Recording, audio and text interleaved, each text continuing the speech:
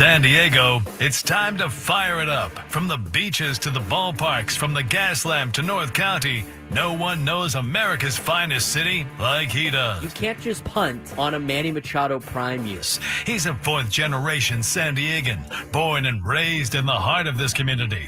Passionate, opinionated, and always bringing you the real talk on your teams, your city, and everything in between. Braden totally knows his stuff. He's ready for the next step. That guy is good. Live and local, it's the Braden Surprenant Show. But I think Braden's one of the up-and-coming young stars in the media game in San Diego. Now, here's your host, Braden Surprenant. What's up, San Diego, and happy Monday to everybody out there. As Padres are coming off of a 6-3 road trip to be on the positive side of things. Obviously, yesterday was kind of a clunker, but you're going to get games like yesterday. It was frustrating to watch, I think, for a lot of Padres fans, but I think overall, big picture, you have to be satisfied with what the Padres did during the road trip of taking 6 from the 9 games that they played on the road that went to Pittsburgh, New York, and Colorado. I mean, you're going to get clunker games, and yesterday was kind of a clunker for the Padres. A lot of swinging at first pitch. They got most of their hits swinging early in the count and had a lot of 100-mile-an-hour exit velo on some of the contact made against German Marquez, but every once in a while, you're going to get games like that. I think Frank Marchese said it perfectly yesterday on Twitter. Put it out on X. That's why you can't be guaranteeing sweeps over teams. You never know. There's going to be a lot of teams out there that are going to get a win on you. That's baseball. You play 162. That's what was said yesterday in the clubhouse. People understand. But overall, I thought the road trip was excellent for the San Diego Padres. I mean, you average taking 2 out of 3 from every team on this road trip. We talked about it on the roundtable, not last Thursday, but 2 Thursdays ago, how you would love to see the Padres go 6-3 on the next road trip. I would have taken 5-4. I wouldn't have been upset about 5-4. That was before they started in Pittsburgh. Just having a winning road trip is good. In fact, the Padres going 6-3 on the 9-game road trip has given them now a winning record on the road. 1 game over 500. Guys like Manny Machado starting to really heat up. I mean, he is like sneakily moved his baseball savant numbers all in the red. I saw it posted yesterday on social media. But I'll pull it back up. I'll pull it up right now on my computer. I mean, where he's at is just like in the 90th percentile or higher in almost every offensive category. Batting run value, expected weighted on base average, his expected batting average, his expected slugging, average exit velocity, hard hit percentage. All of those things are in the 90th percentile or higher. He's sneakily putting together a really good start to the season. You know what's going to happen. You know what's going to happen eventually. He went on a little bit of a skid when the Padres had basically the El Paso Chihuahuas out there with him, Xander, and Fernando. That's going to happen. Start getting some of the guys back. Manny's about to go on a tear. And hopefully that continues this week against the Angels. But overall, I thought it was a great road trip for the Padres going 6-3. I think a couple of games could have gone their way. I mean, they're arguably very close to going 8-1, even 9-0 on the road trip. Probably more so 8-1. I mean, yesterday, even though they jumped out to a 1-0 lead, that just looked like the end of a 9-game road trip that spanned over whatever it was, 10, 11 days with the off day on that Thursday. The 9 games in 10 days. That's what it kind of looked like yesterday. You saw Pivetta. I mean, there was more of a complex breakdown on Pivetta. When you look at his numbers at Coors Field, they're not great. And sometimes your fastball doesn't play up there at Coors Field. His stuff doesn't play at Coors Field as much as it does in other ballparks, and he has statistically shown that. If you look at what he's done at every other ballpark this year, you're watching his fastball have an induced vertical break of up to 25 inches. It's anywhere between 22 to 25 inches. Again, what's induced vertical break? It's a new metric kind of for some of the baseball people out there. But when you throw the fastball, what the induced vertical break does is it gives the illusion that batters are seeing a pitch rise on them, and reality is it's not. It just is going, it's just dropping at a slower rate than it usually is. So when you have that induced vertical break high, batters change the plane of their bat swing to try to compensate for the ball rising on them, hence swinging over the top of the baseball or potentially underneath. And so when you have an induced vertical break north of 18 inches or higher, that is an elite, disgusting pitch that's hard to hit.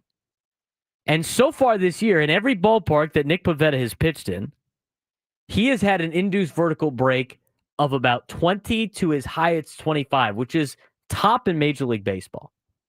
That is some nasty work on your fastball. You look at yesterday, his induced vertical break was all under 18. All under 18. All under 18 inches on the induced vertical break, which is going to look like a normal fastball. So his elite pitch that he has, one of his elite pitches that he throws in the fastball, is going to look a lot more fat, and guys were swinging at it. Now we're tagging it yesterday on Nick Pivetta. You know, I was asked the question of the day at the gym, are we worried about Nick Pivetta? I'm like, no, I'm not worried about Nick Pivetta, because Nick Pivetta doesn't have to pitch at Coors Field all the time. I'm a little worried about Nick Pivetta at Coors Field. It's not to say he wasn't going to make an adjustment. I mean, he even mentioned in his post-game scrum that Kevin Acee reported on that it's not an excuse. He needs to be better. But at the same time, a lot of his stuff doesn't play at Coors Field. There's going to be pitchers that are going to be like that. You know where it wasn't like that was Stephen Kolek. Stephen Kolek's used to pitching at altitude. The guy's been doing it for the last 2 months. And was doing it last year at the end of the season in the PCL. I mean, he's pitching at high altitude every single night. I know he was going against basically a AAA squad, but they got some dudes over there too in Colorado. It happens to be the worst team currently ever assembled. But having a complete game shutout at Coors Field is remarkable. That was crazy. I'd love to see that at your number 5. Are you kidding me?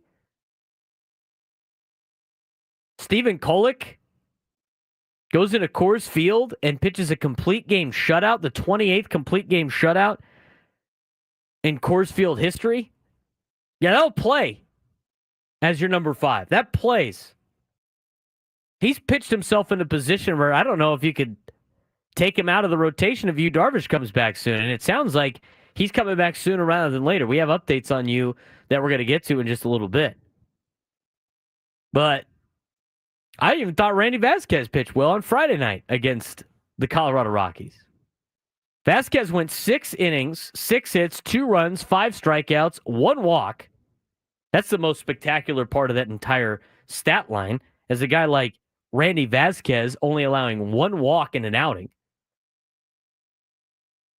That was Friday night starter. Saturday starter, Kolek, as I mentioned, complete game shut. He only gave up 5 hits, had 7 punch-outs, only walked 2. And then yesterday, again, it was just not Pivetta's day, and in a ballpark where he had an 18 ERA going into the game. So you have good starting pitching. The bullpens, there's a couple of members of the bullpen that we might have to talk about here a little bit later on. And I'm kind of setting that up for a later on conversation. Maybe it was a bad road trip, but what are you going to do with Wandy Peralta? I mean, he's just been struggling. He wasn't very good last year. I think he was kind of playing with fool's gold at the beginning of the season. He's getting paid a decent amount of money for a bullpen guy, and enough where it's like it doesn't make any sense for him to be, a $4.25 million mop-up guy. I mean, because that's basically what Wandy Peralta is. Like yesterday, when he came into the game, it sounds like a storm just rolled through that mic. Yesterday, when he came into the game, It was a perfect situation for Wandy Peralta. It's like mop-up duty. It's like just try to get a 0 up there, but we don't really, it's not a high leverage situation. Same thing in New York. I mean, not that the lead had already been lost. Most of the runners were going to be charged to Adrian Morejon. But, like, what do you do with Wandy Peralta? Wandy Peralta, as I mentioned before, he's got 2 more years left after this year. He's getting $4.25 million a year to be a mop-up guy.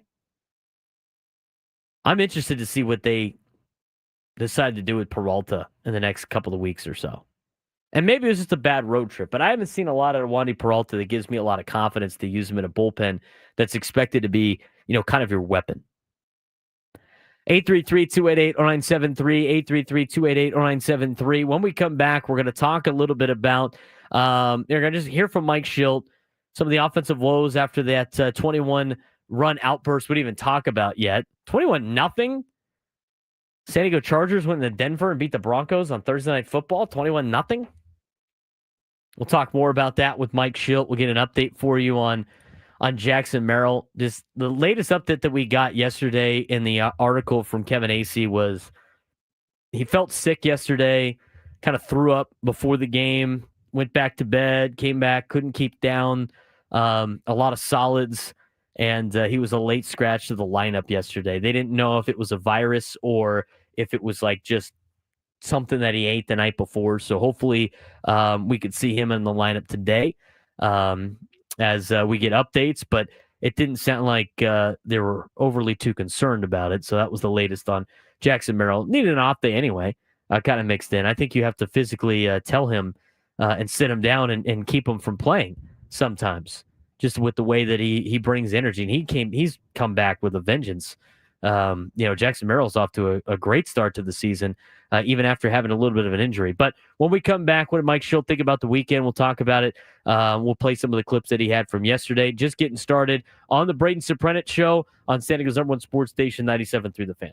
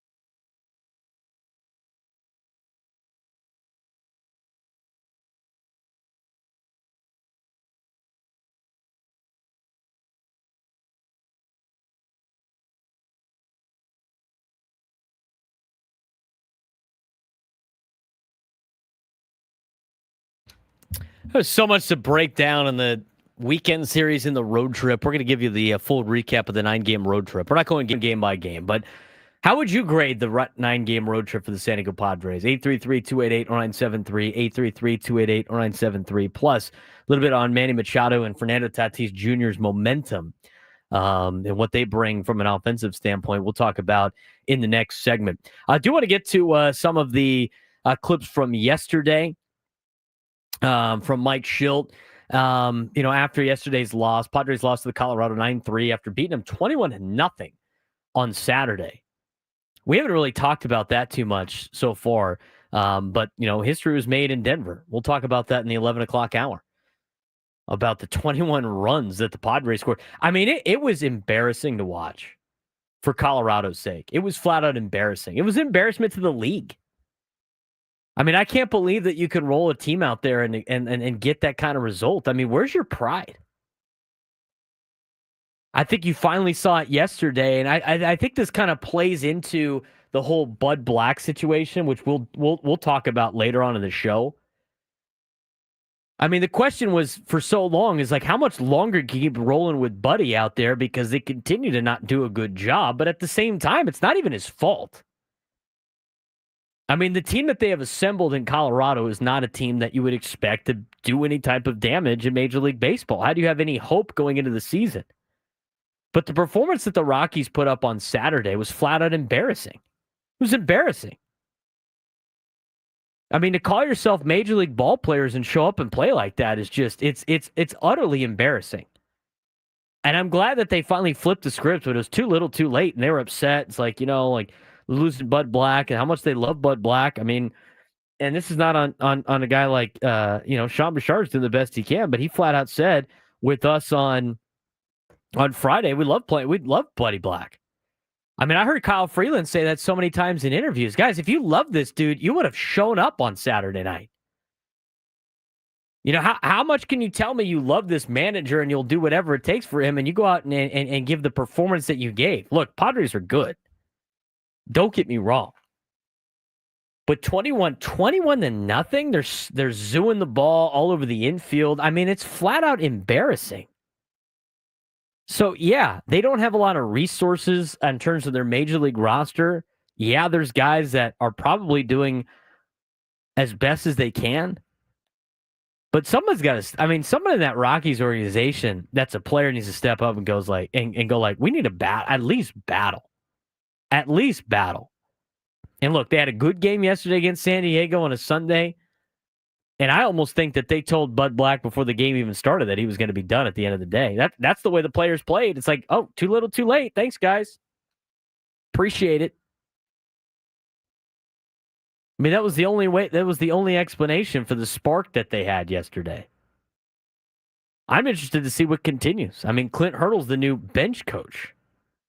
Guy's one of the all-time winningest managers in Rockies history.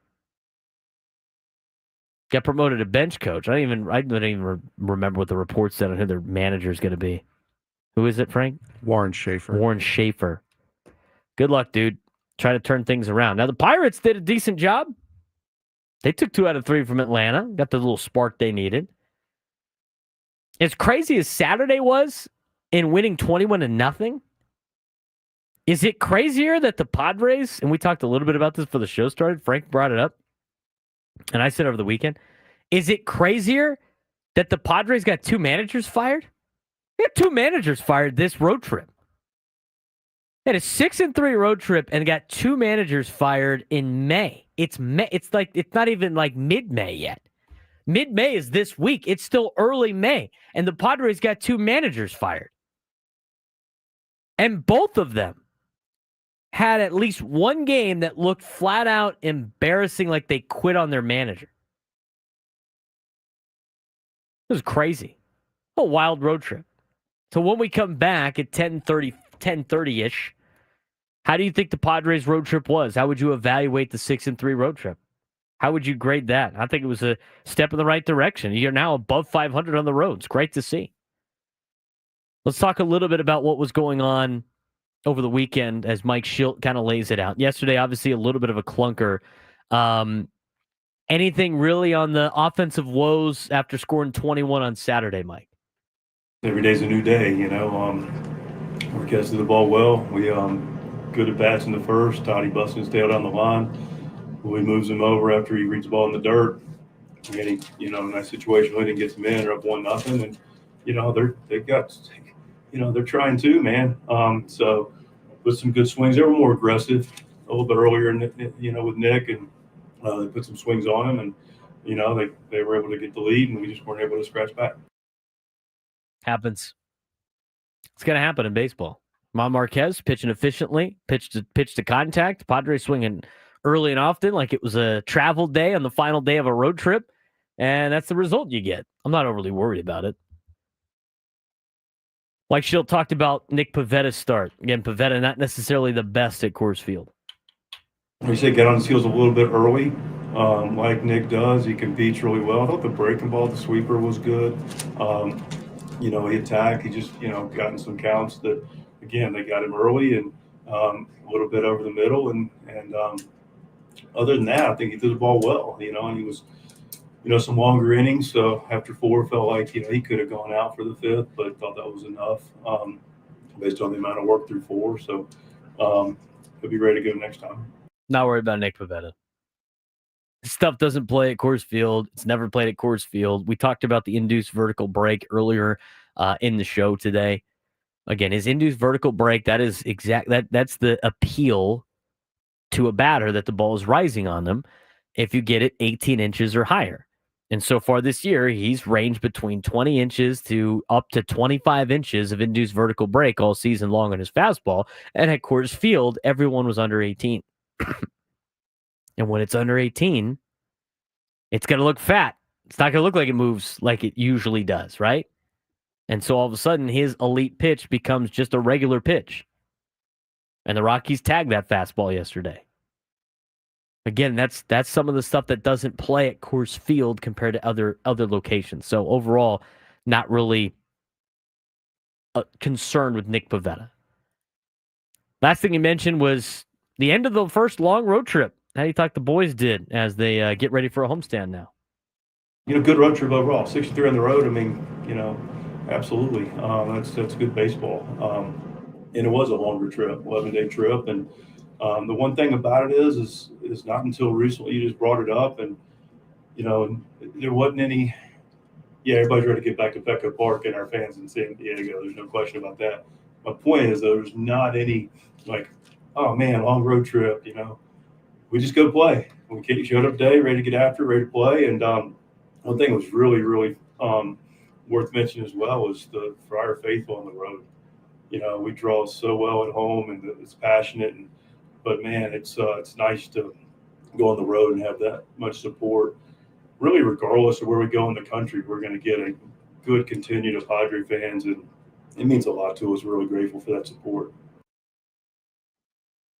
Padres did show out their fans all over the place. You've seen it more and more in Colorado. It's an easier trip, I think, for us here in Southern California. I think there's a decent amount of San Diego transplants that live in Denver as well. I know a lot of them. So that one is expected. Plus, when teams are bad, other teams show up because it's going to be a dub. A lot easier to go watch your team on the road when you know it's going to be a victory. They did a great job in Colorado, which was expected. Saw a decent amount of Padres fans at the Pirates game. In fact, if it wasn't for the Padres fans, who knows if anybody would be there. And then the one that was really not overly surprising, because New York's a fun town, right? Like making it a sports trip is good. I've done that in the past, but Padres fans were loud and proud at Yankee Stadium during this road trip as well. It was fun to watch. It's cool to see Padres fans in different spots now. We talked about the Pirates for a second. Did you see? I saw it in Nightingale's around the league on Sundays. And he laid out some information about the Pittsburgh Pirates. Some information that has now been told to, or at least the Players Association knows about, and they're furious. Furious. It was in one of his tidbits. It wasn't even like a big article. And I read it and I was like, are you serious? I mean, it's not surprising. I totally understand. This is why people say, like, don't get mad at the Dodgers, get mad at the Pirates. What did the Pirates do that has got a lot of people up in arms? I'd be up in arms, too, if I was a Pirates fan. I would just be like, you know what? Do I really need to rep the Pirates anymore? What did they do aside from all the other crazy stuff? We'll talk about it when we come back. We'll also get your phone calls, 833-288-0973, 833-288-0973. Frank Marchese, Braden Surprenant Show rolls on San Diego's number one sports station, 97.3 The Fan.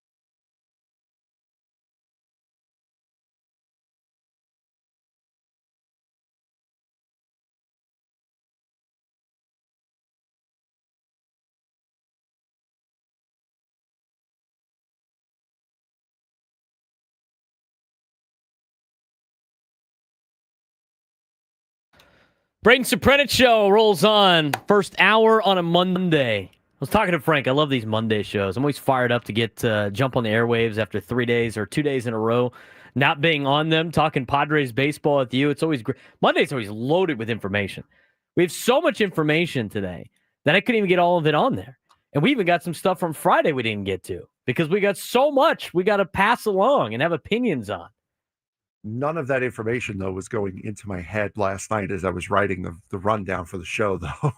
It's true. That happens a lot. In my experience of doing the exact same thing for a long time, making show rundowns. And I enjoy making show rundowns. It's like putting a puzzle together.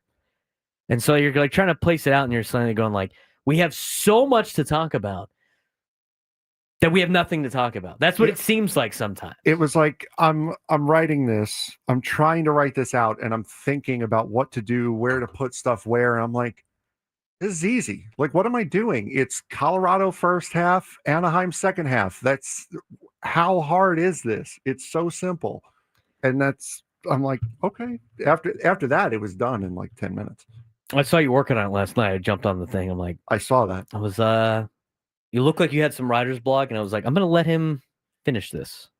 Well, he's gonna work through it. It's gonna be okay. And then I will tweak. Spelling block was also a thing that if you watched me long enough.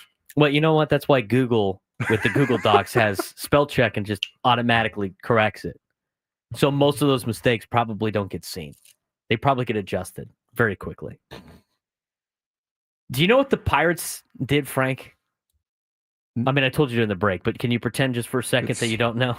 Like Prolific the Great in the chat said, nothing. They did nothing. That's part of the problem. That's part of the problem. Here's from Bob Nightingale's kind of around the base pass that he puts out every single Sunday. And there's a lot of good information in here. Again, just talking around, seeing what people are talking about. You know, he does get a lot of information from Scott Boras. So from that angle, you always have to like kind of just remember that before you start breaking it down. But this is a tidbit in the middle of around the base pass that just got thrown in there. And I don't think enough people are upset about this. About the Pittsburgh Pirates. The Pittsburgh Pirates, according to information received by the Players Union, oh boy, if they know, you're in trouble, and confirmed by several owners that are probably like, this is BS. The Pittsburgh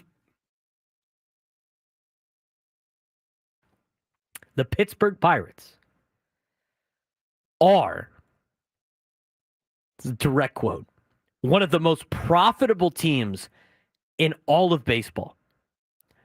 The Pittsburgh Pirates, who nobody goes to their game, you never see anybody at their games.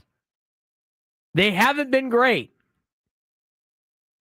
The Pittsburgh Pirates are one of the most profitable teams in all of baseball, stashing a huge chunk of their revenue sharing instead of investing in their team year after year. So not only are they not spending their own money, but the money that the Padres and the Dodgers and the Yankees and all of these teams that are spending money, the extra money that they have to give to teams like the Pirates because it's unfair and they need to be able to spend money too, that money that the Pirates get, they just put in their back pocket and go like, oh, we can't spend anything.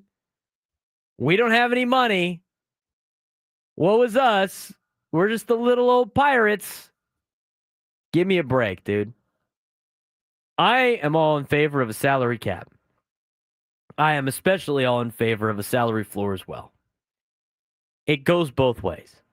If a team like the Pittsburgh Pirates, who is, I mean, come on. I don't even need to like look up their payrolls. Is it the lowest? It might be if it's not the lowest, it's pretty damn close. It's one of. Their highest paid player. I'll get the number here in a second. Is Mitch Keller. Their estimated 2025 payroll, according to Fangraphs, is $88 million. You know what their estimated final payroll of 2024 was, Frank? According to Fangraphs? 87. They spent an extra $1 million this year on their payroll. Big spenders. Look Big at that. Spenders. There you go. They got a $15 million player in Mitch Keller. They got a $13 million a year player in Brian Reynolds. They got an $8.7 million a year player in Brian Hayes.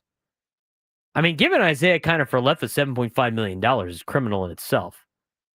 That is organizational malpractice, but yet it's still not enough on money. Heaney 5.25, McCutchen 5, Tommy Pham 4. They got all these young players that are never going to re-sign there. If you're O'Neal Cruz or Paul Skeens, why would you ever sign in Pittsburgh? They have all this money that they are getting from teams that are actually trying to compete, and instead of investing in their team, they just keep it. Good for you, I guess. But here is where it affects other teams. Instead of the Pirates maybe going out and signing a Roki Sasaki, or going out and spending money on a Kyle Tucker, or going out and grabbing a player that was a free agent last year, instead of them doing it because they have the resources to do so and they choose not to, all of a sudden, it lowers contracts for other players because nobody wants them. They're still on the market. And you get teams like the Dodgers and the Giants and the Yankees and maybe even the Padres will be able to get deals on some of these guys because the other teams are not spending the money. So, yes, even though I don't fully agree on the whole, Jeff Passan, national media members of the world going like, your team can do this too. Not really. They can't all do this. But I do believe in the sense of, and I totally agree with, these organizations that do have the money that decide not to spend are leading to other super teams because other teams just go like, oh, shoot, he's still there. Might as well give him a contract. Pirates are spending $88 million. Frank, is that the lowest? Did you find if that was the lowest? As far as who is on the active 26-man roster, they have the 23rd highest payroll. As far as overall payroll, they are 26th. Unbelievable. That's according to Spotrac. But you had mentioned... It's relatively the same. You had mentioned Roki Sasaki. That was one of the big draws for Sasaki, is that he wasn't going to command the amount of money that a Yoshinobu Yamamoto got the year before. Right. Well, that everybody, more or less, everybody would be able to afford him at least to immediately bring him here. Now, he was going to get his big boy contract eventually, but to get him here, it wasn't going to cost you more than $5 or $6 million. I will say this: Roki Sasaki was a bad argument on my part because that was like college recruiting. He was never going to play for the Pirates. Like he was going to play where he wanted to play. It was more than like the money thing. A better one is like is any of the other free agents that are out there. The point still stands on. They could have went and signed Kyle Tucker is going to be a free agent at the end of the year. But think about some of the free agents that we had last year that they could have gone out and signed over the last couple of years that they could have spent money on that they decided not to. And then they ended up on better teams because the better teams were like, hey, he's still there. Might as well pay him. Right. But the point with Sasaki was, at least the way I took it, was he could have gone anywhere. He was going to be in everybody's price range. It wasn't like a guy like Juan Soto, who's like, okay, only the Mets, Yankees, Dodgers, Cubs, possibly an outside chance can afford him. He was available to everybody. Everybody could afford a $6 million salary for a guy like Roki Sasaki for his quality.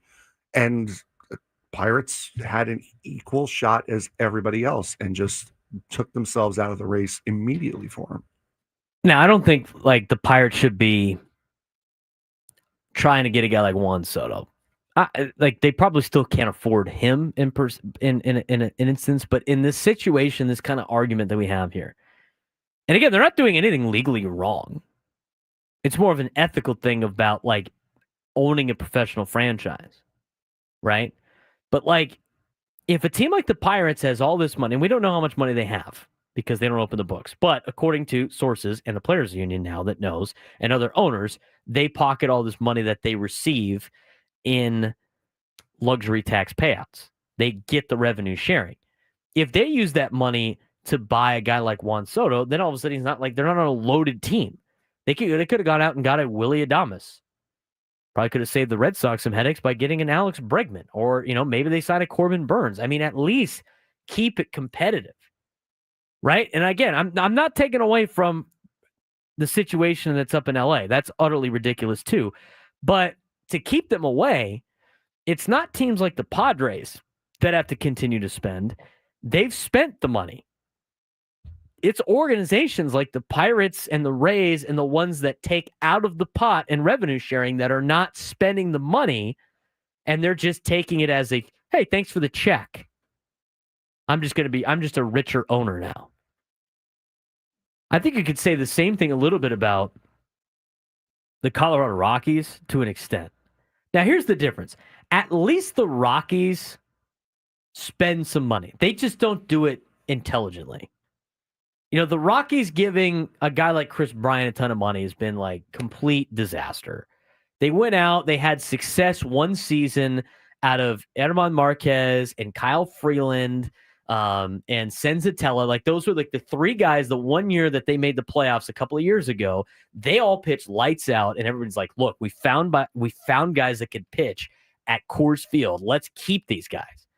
And so they signed them to extensions when probably it was kind of feast or famine for them. So it's not like they don't spend the money. They spend the money, they just don't do it intelligently. And the other thing, again, this is why you don't feel bad for the Rockies. This is why I didn't feel bad for the Rockies going into the weekend series. I thought everything was about them the first two nights was embarrassing. Look at the crowds they had. Those were not all Padres fans. I mean, there was a lot. They had the Nuggets were in town playing a playoff series against the Thunder, yet they still had some pretty filled stadiums at Coors Field, which, by the way, I may add, is one of the biggest ballparks in Major League Baseball. Fans are showing up. They're spending the money. The team's not spending money, and yet they're terrible.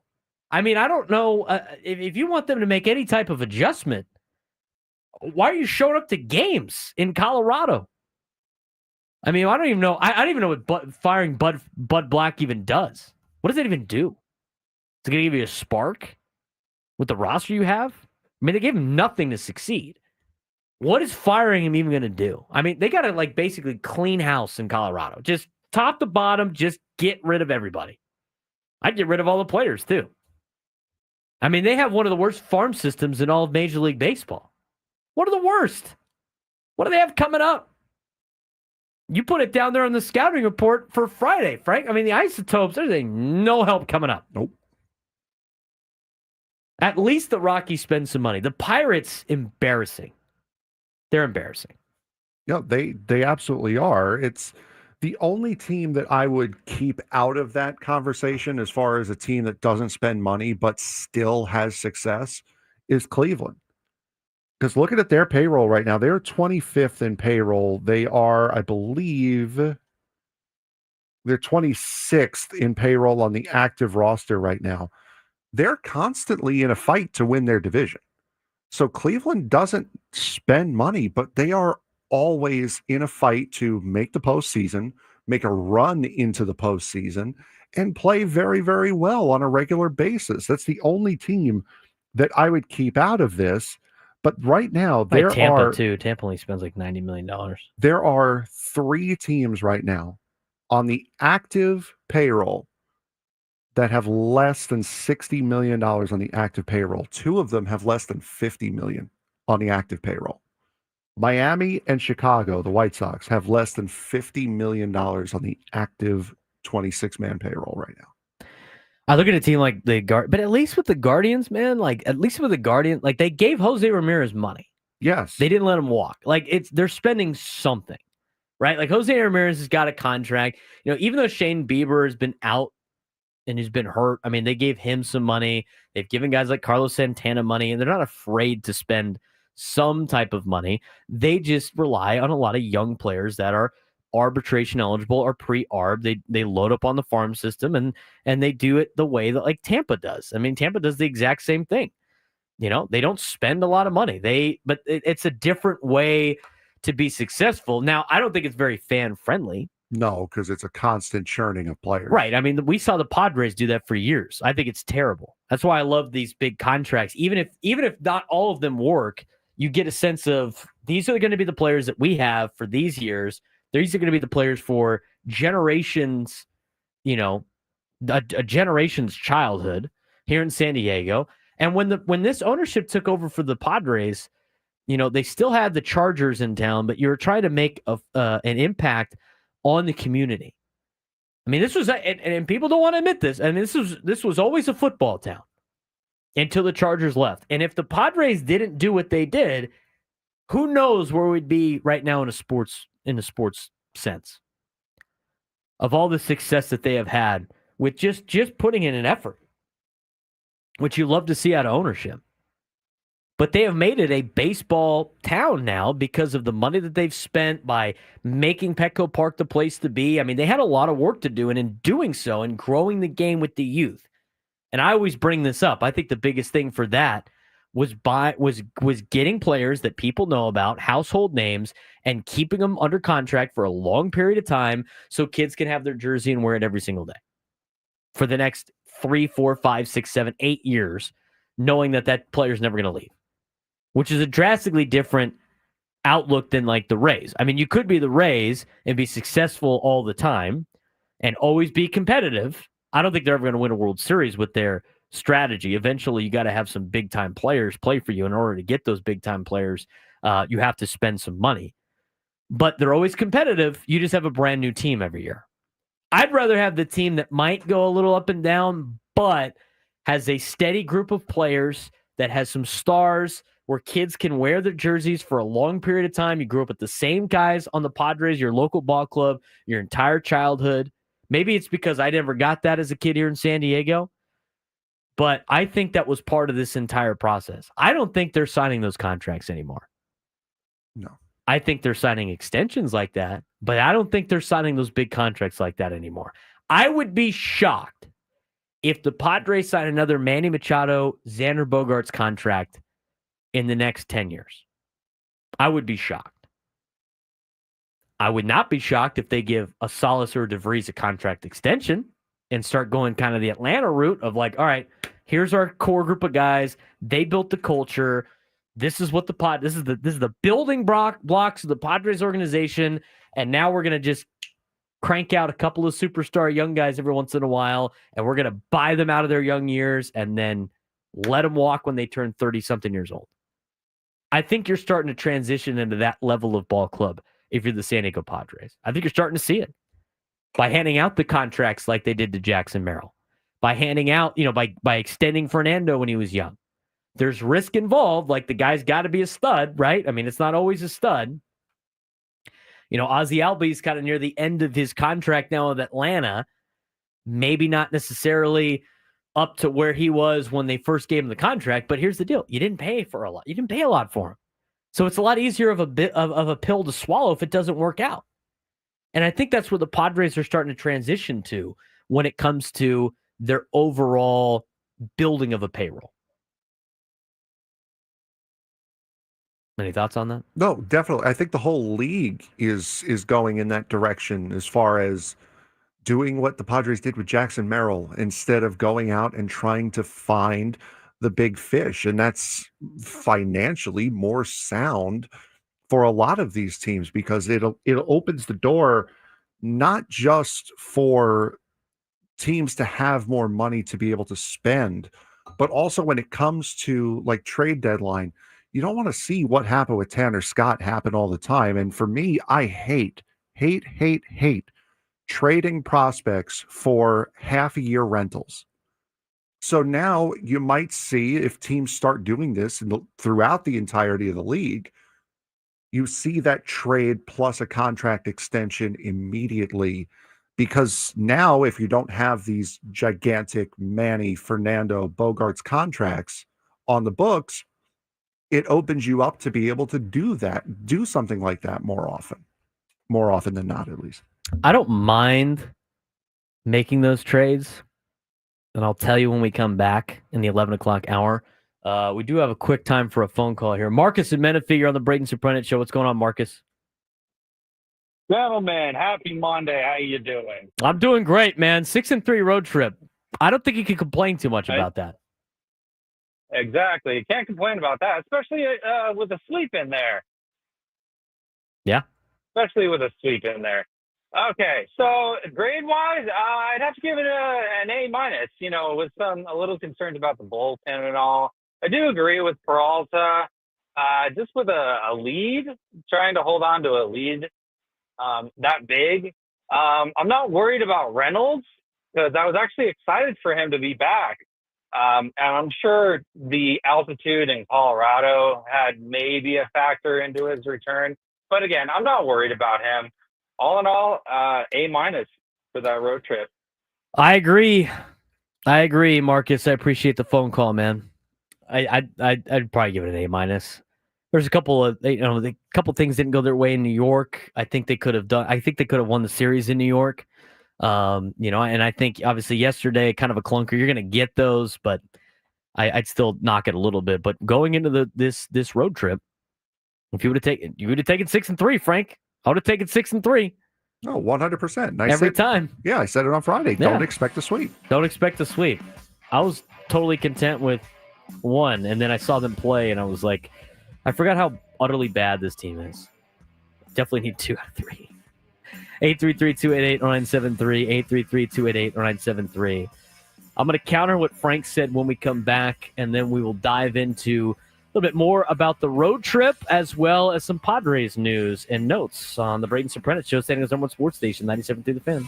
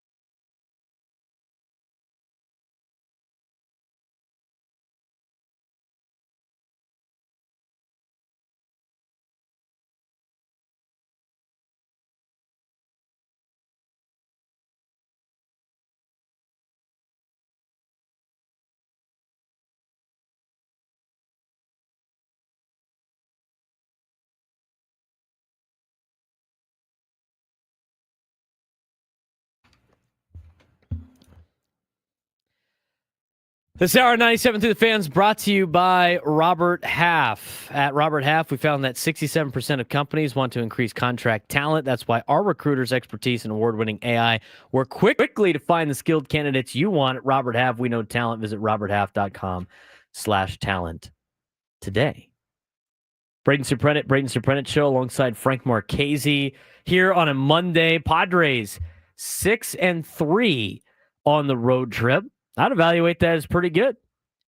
Anytime you go 6-3 or have a winning road trip, you're going to be in a really good spot. You're now 11-10 on the road this season.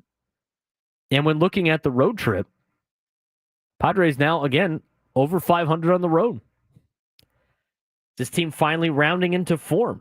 A lot better than the previous road trips that they were on. But that last road trip that they were on, they weren't at full strength.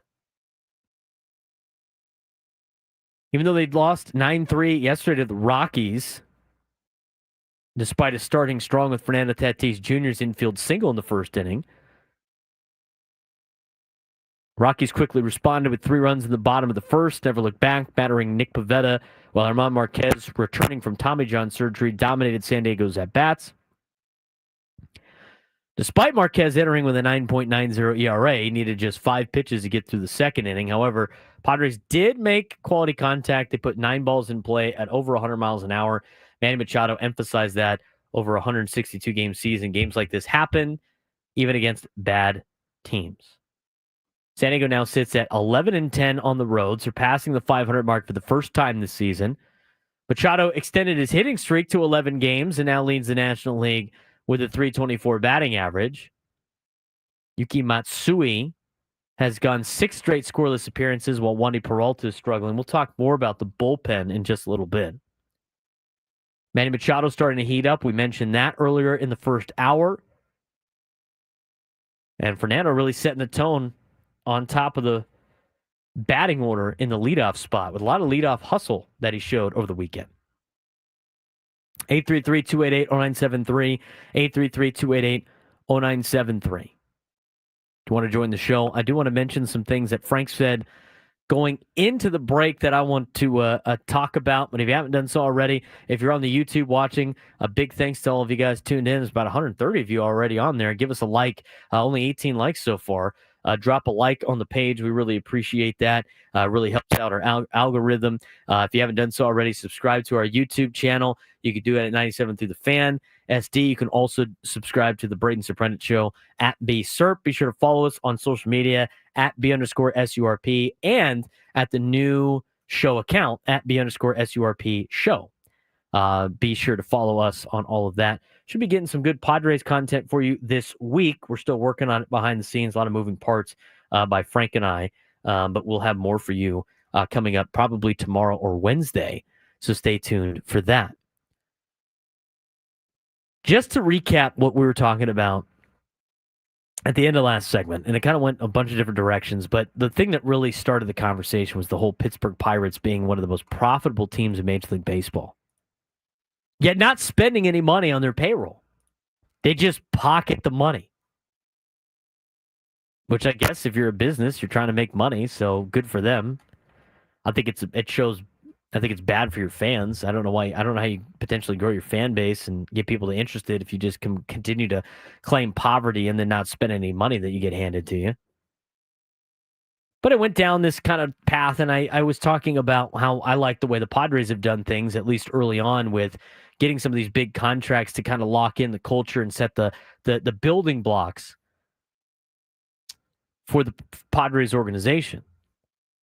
Talked a little bit about as well the kind of sense of Padres probably aren't going to be handing out any more big contracts anytime soon. Probably get a lot of extensions. I think that might be where the Padres pivot to in the future, but not a lot of, I think, big contracts. And Frank brought up he's not a fan of trading away prospects for rentals. And we talked a little bit about this off air, and I agree with some of this. But here's why I don't mind it. I brought up after I read this article, and I totally agree with Matt Snyder, that talking about the 2016 Chicago Cubs, they were expected to go on a little bit of a dynasty run with the team that they had. They had everybody coming back, very young squad who won the World Series in 2016, and then just never happened again. Guys went into slumps, guys, got hurt, and it wasn't that dominant team that you were expecting, especially in baseball. It's hard to replicate what you've been able to do in the past. And so for that, the mantra is when you are in the thick of things and you have a chance to win a World Series, you have to go for it. And my thing on prospects is I think you have to fully understand what the minor leagues are before you can really dive into prospects, selling prospects, keeping prospects. I mean, overall, as a fan of a big league organization, I don't really care for prospects in general until they come up to the major league level and make an impact. I mean, they're just potential. There's no guarantees with prospects. But you have to understand what the minor leagues are.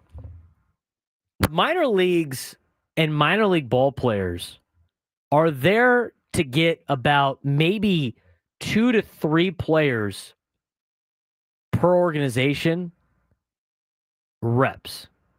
That's basically it. Everybody else there is just kind of a CPU to get players like Fernando Tatis Jr., who went through the minor leagues, and guys like Jackson Merrill, and guys like Leo DeVries and Ethan Salas reps to be ready to play at the big league level. Everybody else is just kind of there. And that's not to say that those players will never make it to the big leagues.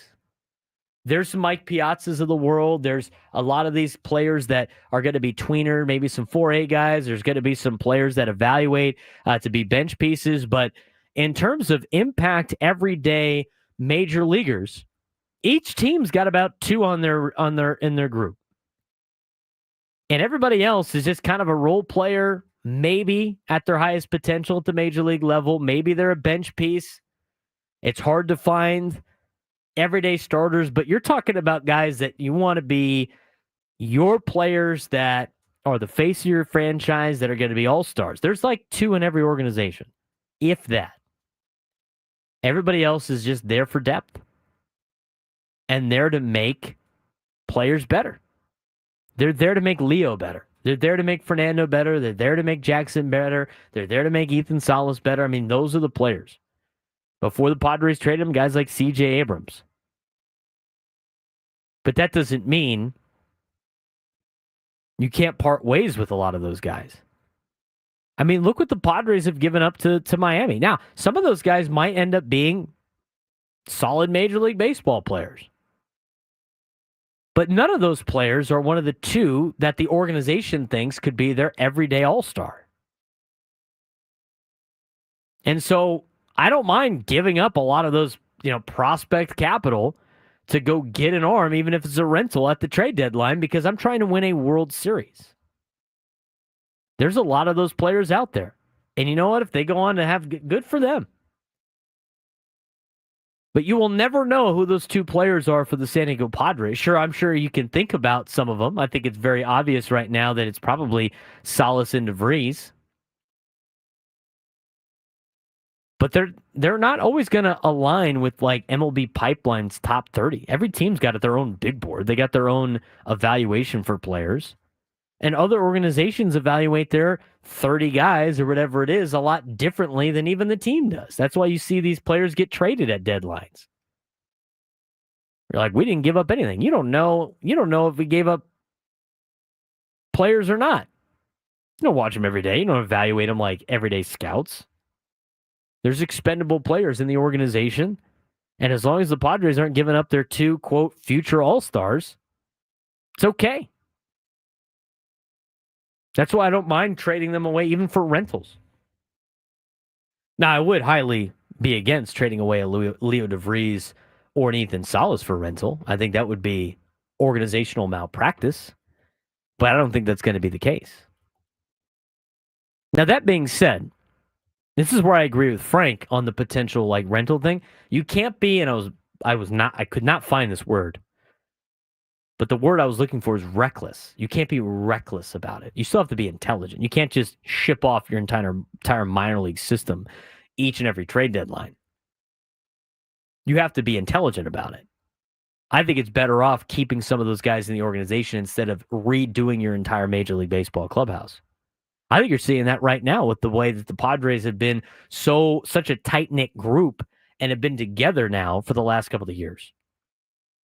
I heard Jackson Merrill in an interview with MLB Network Radio, and he mentioned this is like one of the first times that he's had the relatively exact same team he had the year before. And that's not a Padres thing. It's just like in all the years of him playing travel ball, he's had like a different team every single year. He's never had like this kind of group together. And it's important in baseball. Because before, I mean, you would have like these hired gun kind of mercenary team that the Padres would roll out there almost every single deadline. You can't always click on the same page.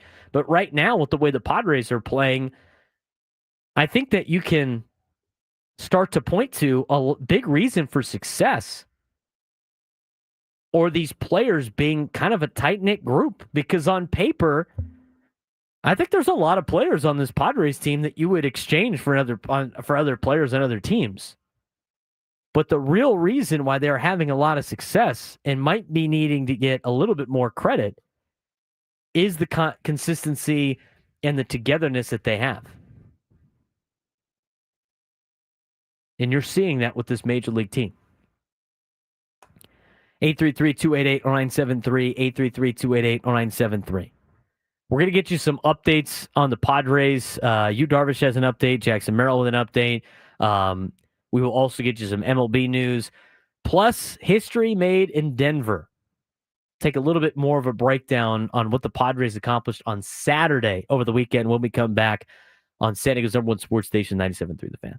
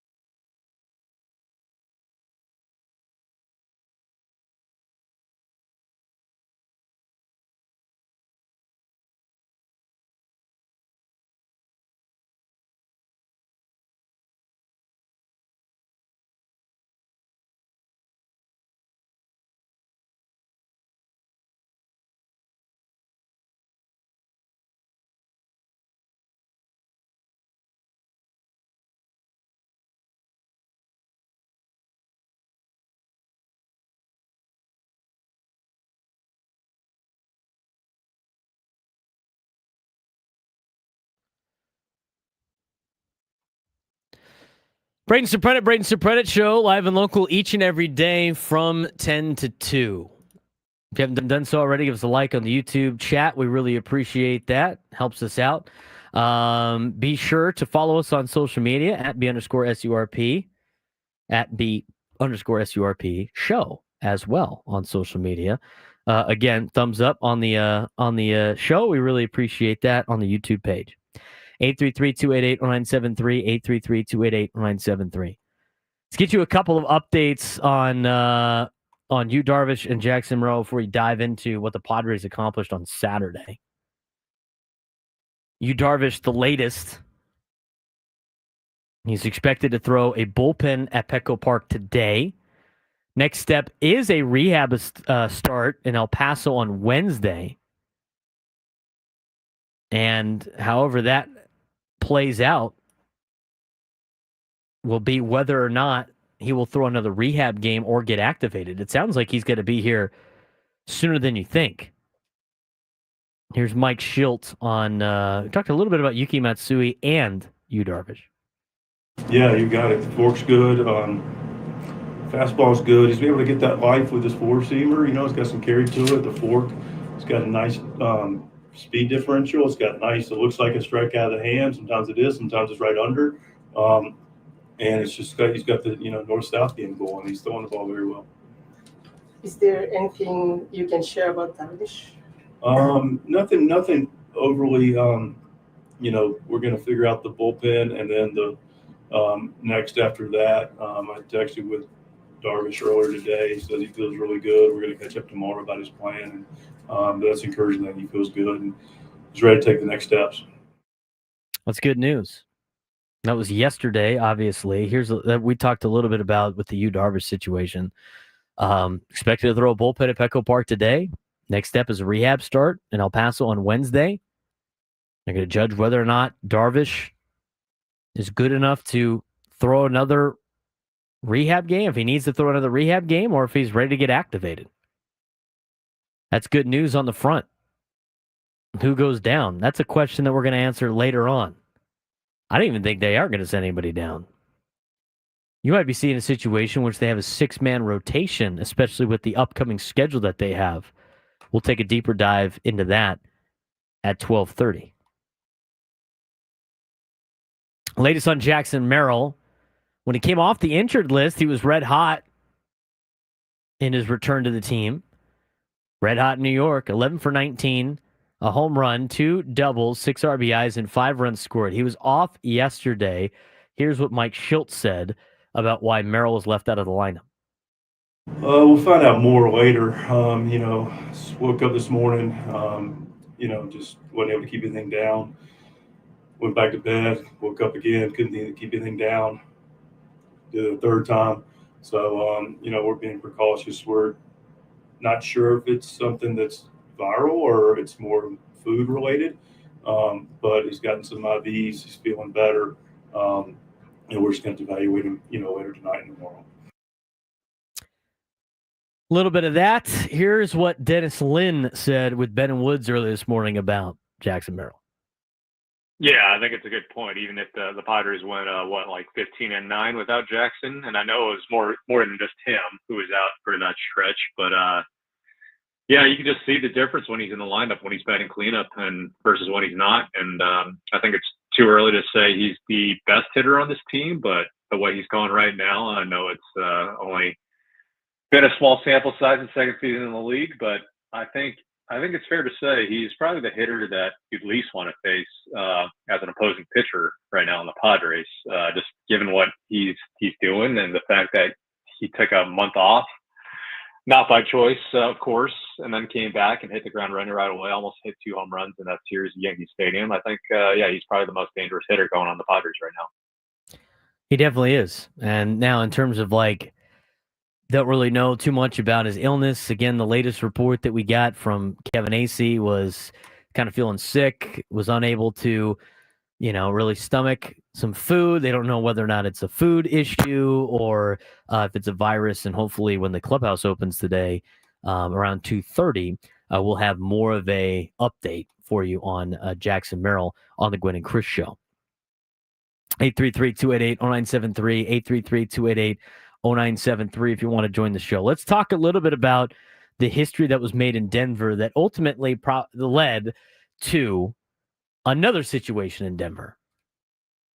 Padres won on Saturday 21-0. It's the largest margin of victory in franchise history, largest shutout victory since 1887.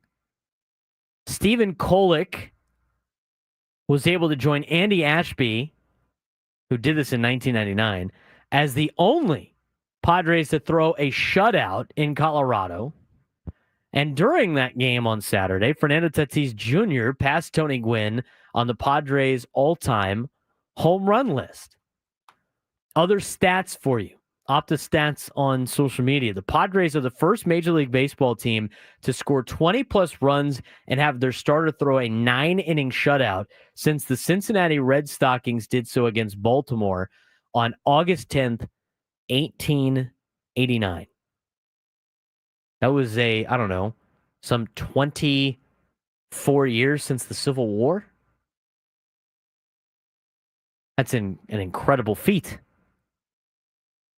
Sarah Slangs on Sports on social media does a great job with all of her interesting stats and facets. Largest wins in a pitcher's individual shutout. Stephen Kolek ranks 5th on that list. He's behind Will White, whose Cincinnati Reds won 23-0 in 1883. 1883. Mickey Welch, the New York Giants won a game 24-0 in 1885. Charlie J. Ferguson, whose Philadelphia team won 24-0 in 1887. And the largest win in a pitcher's individual shutout was by the Providence Grays. Old Hoss Radberg. 28-0 victory in a complete game shutout. That happened on August 21st, 1883.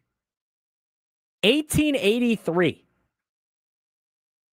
The Wild West was still going on. There were still situations in the Wild West in 1883. I just saw the first comment on this. You had me at Old Hoss Rodborn. And he's like, that's an incredible name. And I am a Rockies fan. That is an incredible name.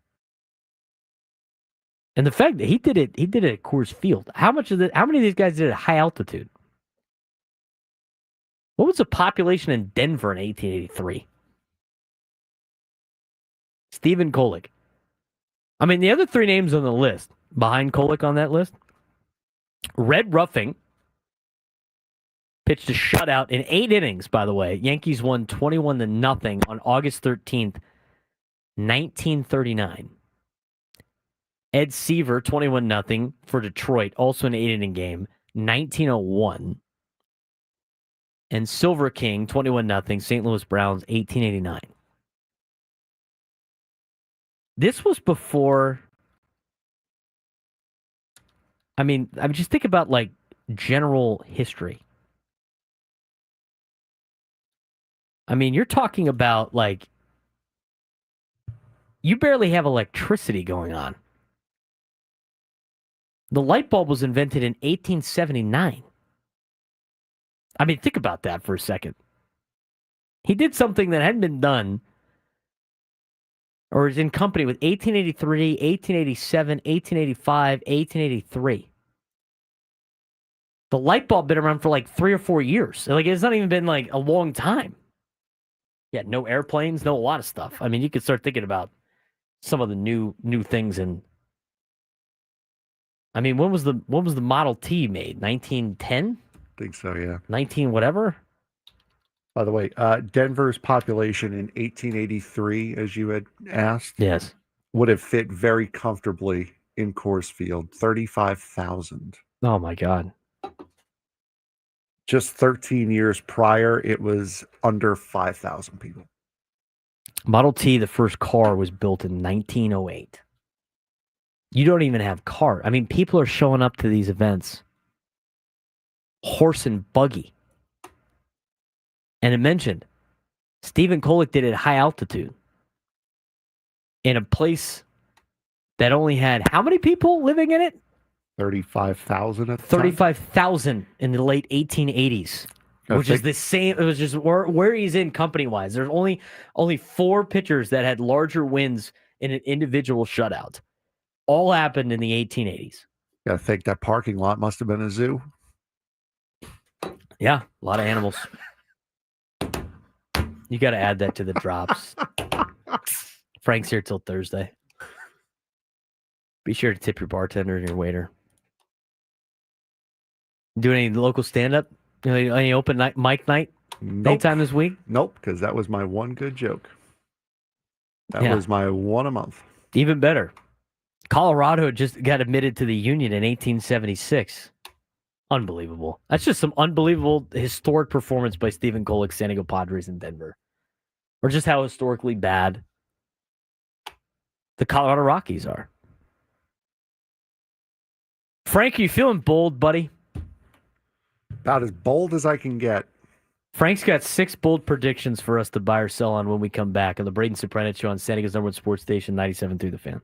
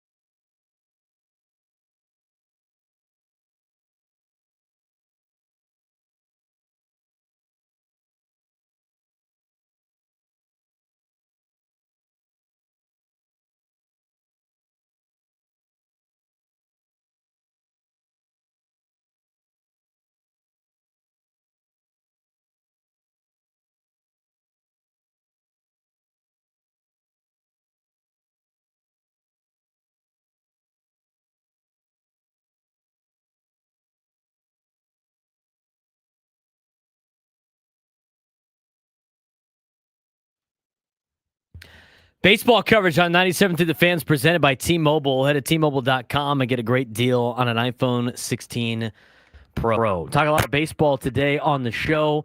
Padres finish up the road trip going 6-3. They'll start a 3-game series against the Los Angeles Angels today, tomorrow, and Wednesday. They are all 6:40 starts, if I'm not mistaken. That they are. That they are. All right. I'm glad we got that confirmed. Yeah, no Wednesday day game because the Angels are too close. Who do the Angels play after this? Angels have a day off. They go to the Dodgers. No, they go up to L.A. Yep. And San Diego's got a home game. Plus, both teams have a day off, so you don't need to have a getaway day. That's why you have 3 night games coming up at Petco Park. Tonight will be Kikuchi versus Michael King. Michael King 4-1 with a 2.22 ERA. Kikuchi 0-4, 3.83 ERA. At 1 o'clock, we will be joined by Wayne Randazzo, the LA Angels broadcaster, former Mets broadcaster. Got Frank excited. We'll get the full preview of the Halos coming to town in San Diego. Talk a little bit about San Diego FC getting the win over the weekend in the 1 o'clock hour. NBA Stanley Cup playoff update in the 1 o'clock hour as well.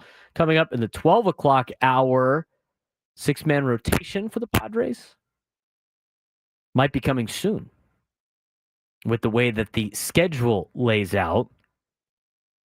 And we'll talk a little bit more about the Halos. We'll also get to your phone calls, 833-288-0973, 833-288-0973. I wanted to get to this. We ran out of time last week, and we're going to get to it today. 6 bold predictions for the rest of the 2025 season in Major League Baseball. Bring in our friend Frank Marchese. He's got these bold predictions. We'll see if we either buy them or sell them. Yes. As we continue. Oh, yes. So let's do that now. Sorry, I was half listening, typing an email. 6 bold predictions for the remainder of the 2025 season. Number one. I would. You don't need it. We don't have 6. So. That we're also going to be doing that later in the segment too. With the That's true. It's a sports thread. Pete Alonso off to an incredibly hot start for the New York Mets. Something I wish you would have done last year, but anyway. The bold prediction: Pete Alonso will win the Triple Crown this year in the National League. I'm going to sell that because he's got to be able to keep up this pace. Now, he's up to a really good pace right now, but in order to win the Triple Crown, we're talking average home runs, and do they do RBIs? Yeah, average homers, RBIs. Yeah. I think he could probably lead in home runs. I think he's pretty close on the RBIs. With some of the other batters that they have in Major League Baseball, including some of our own here in San Diego, I think it's going to be hard for him to potentially win the Triple Crown. I think he's off to a great start. I don't think it's that great of a start yet, in which I'm thinking about Triple Crown. That would be a bold prediction. I'm going to sell that Pete Alonso will win the Triple Crown. I would sell that as well. As much as I would love to see it, I don't think that has a shot at happening. This next one is interesting, Frank, because on opening day, you asked me about this particular team making the postseason. I did. You did. We were at Dave & Buster's. Oh, I did. It wasn't opening day. You did. I did. I remember that. Kind of. All right. So Pepperidge Farm remembers. Currently, the A's sit at 2 games behind the Seattle Mariners in the American League West. They are game over 500. Bold prediction: the A's will win the American League West this season. I don't think it's out of the realm of possibilities.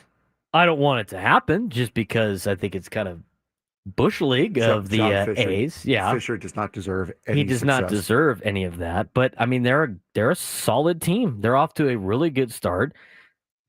The National League West is up for grabs. There's not like a clear-cut favorite in the National League West. The American League West. You're looking at the Mariners right now in first place. What do the Mariners like to do second half of the season? They like to do not well. Yeah, exactly. They usually like to tank. Astros are okay. They're only a game above 500. The Rangers, I'm actually really surprised, are struggling. The Halos are awful. Only 6 games out. hopefully the Padres take care of business against an awful team in the Los Angeles Angels. But overall, I mean, I don't think it's that out of the realm of possibilities. Just for the sake of making it fun, I will buy that the A's win the American League West. I don't think it's that bold of a deal. I'm going to agree with you. I don't see the Angels getting back into the hunt. Neither do I. The Rangers, I'm surprised, kind of are what they are. I'm surprised that they're not taking over right now. I agree. Houston is not nearly as good as we're used to seeing them, and Seattle just has that tendency to collapse. I think it could be their division for the taking. All right, so the third one has to deal with our friends, the Dodgers, and has to deal with our friend Shohei Ohtani. Ohtani starting to do some work on the mound again, starting to get back into pitching shape. The bold prediction is that Shohei Ohtani will not pitch in the postseason. Like at all. At all, period. I will sell this because I think Shohei Ohtani will pitch in relief. I think they can use him as a closer, and I think they will use him as a closer. I don't think he'll make a lot of starts in the postseason. I don't know how many starts he will make in 2025. They keep pushing it back, continue to push it back, and now they're talking like, well, we don't really want him to pitch until about after the All-Star game. I think it'd be more beneficial for the Dodgers for him to be a bullpen piece than anything else. I think it's easier for the DH. I think it's easier to kind of use him in the game. I see that a lot right now with two-way guys in college. It's usually a little more beneficial to have him pitch as a bullpen guy late and starting in the DH. So I'm gonna go with he does pitch. I will buy that he does pitch in the postseason, but I think it's as a reliever. I just don't understand why you would want a guy with a bat like his taken out of the lineup for 2 days, because he's not going to, to like gear him up for a start. You're not going to hit the day of your start. You're also not going to hit the day after as rest. I don't know why you would want to pitch him, period. So I'm actually going to buy that. I'm going to buy that he does not pitch in the postseason at all. They do have the Shohei rule, though. If he starts on the mound, he can stay into the game. If he gets replaced on the mound and stay in as a DH. But then you're asking a guy who just threw 100 pitches to swing a bat instead of getting rehab on the arm, which leads to him getting hurt more. It's not great in terms of protecting him from himself. No, exactly. That's why I think if he does pitch, I think it'd be in a closing situation. But I could see if they go out and get some bullpen arms, and there's not a lot out there, maybe you don't need him to pitch at all. Yeah, I find it hard to believe that a team like that run by Dave Roberts isn't going to use him in some capacity. I just don't see why he should pitch at all, period. Number 4 would be that we all know the historic start that Aaron Judge is on. But one guy who's having a great start to this season is a guy who is hidden away in the American League Central, because that division likes to do that to players. Number 4 is that the Tigers' Riley Green wins the American League MVP this year. Yeah, I'm selling that. I am too. It's going to be Judge. The article goes, Judge's newborn baby daughter, Judge Bobby Witt Jr. If I had to pick it and it's not Judge, I'd probably pick Bobby Witt Jr. It's probably not going to be Riley Green. He's doing a lot of great things. Big reason why the Tigers are off to the start that they are and are the best team in the American League record-wise. So there has to be some credit given out there, and which way Riley Green is mentioned, but I just don't see it being anybody besides Aaron Judge. And if it is, it's probably going to be a guy like Bobby Witt Jr. Absolutely. Off to number 5. We come back home. Luis Arraez has had an incredible start to this season as far as not striking out. So the bold prediction is that Luis Arraez will have less than 20 strikeouts for the entirety of 2025 total. He currently has 3.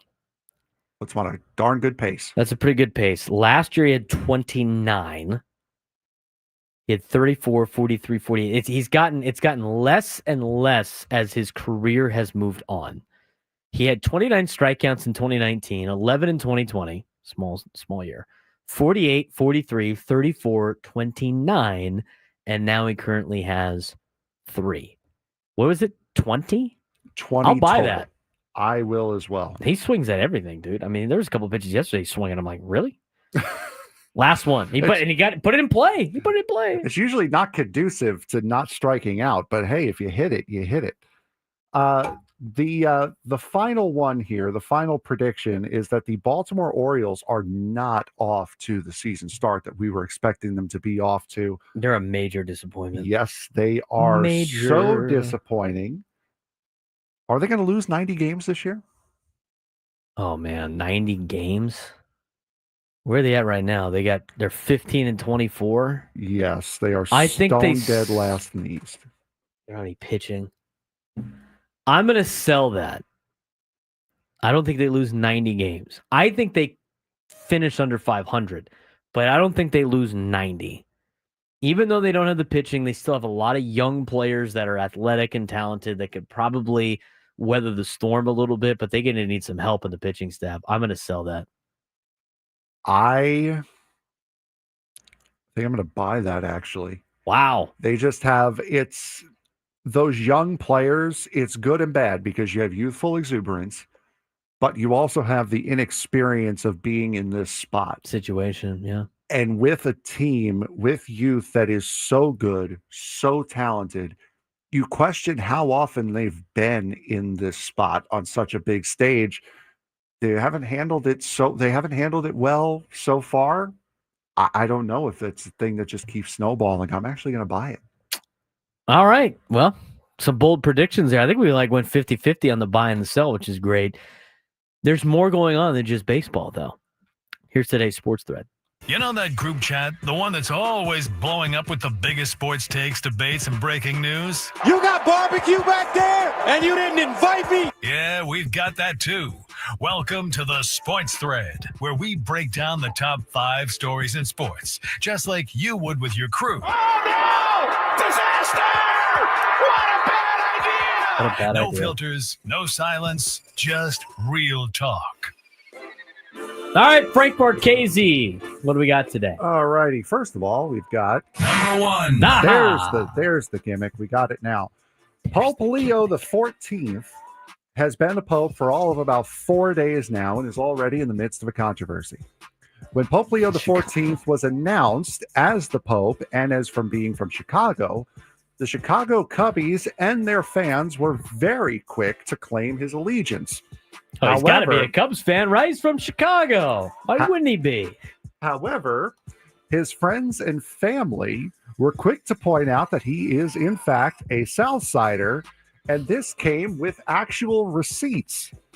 The internet was quick, as it usually is, to come up with this stuff and dug up a video from the very end of Game 1 from the 2005 World Series.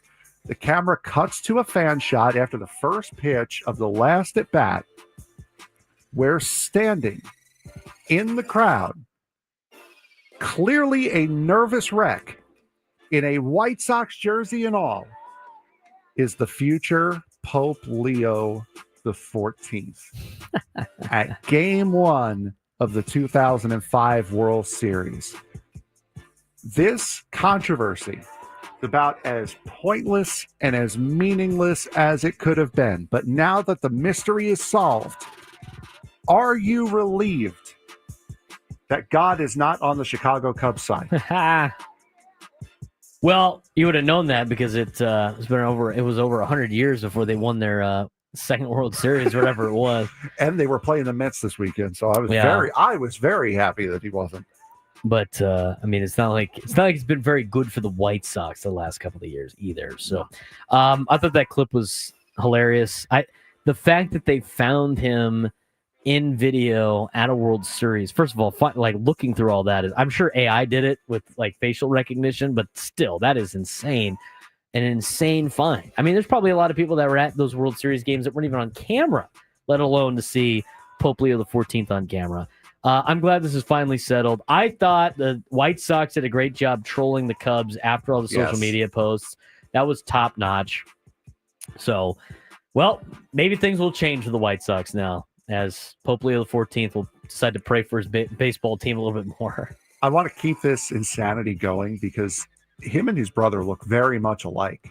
Yes. I wonder if that was actually his brother at the game instead of him. That would have been even funnier. Let's just keep it. Let's just keep this controversy going. Number 2. Saturday morning came with the news that the New Orleans Saints fan base was half expecting would come as Derek Carr announced his retirement. Carr's retirement announcement came along with a discovery that he would need that he had a shoulder injury that would require surgery that would lead him to miss most of, if not all of 2025. Now, those two things didn't come directly at the same time, but it was in the midst of it. Carr was a second-round pick out of Fresno State. Yes. In the 2014 NFL draft to the Raiders, and threw for 41,245 yards, 257 touchdowns, and 112 interceptions in his 11-year career. Carr finished third in MVP voting during his fantastic 2016 season, where he got hurt against the Colts in Week 16 and missed the playoffs. Carr will retire with the most passing yards in NFL history without recording a playoff win. Braden, wow. How will you remember Derek Carr? That's impressive. Yes. How I remember Derek Carr, he was the player that Raiders fans thought was going to be the guy and going to take him to the promised land, and he was the franchise quarterback, and every time I was like, he's solid. He's not the level that Raiders fans expected him to be at.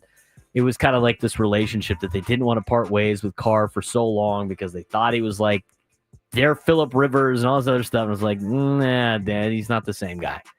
But he had a solid NFL career. I mean, being in the NFL for 11 years and being a starter, even if you don't win any playoff games, it's still very impressive. So happy trails to Derek Carr. He had a couple of really good seasons in there, looking back through his numbers. I think it was 16, 18, and 19 where he threw for 25-plus touchdowns and less than 10 interceptions. So he was a solid quarterback all the way around, just unfortunately never got there. Number 3 is the classic case of the injury opening the door for someone else, as the Toronto Maple Leafs goaltender Anthony Stolarz is the Drew Bledsoe in this spot.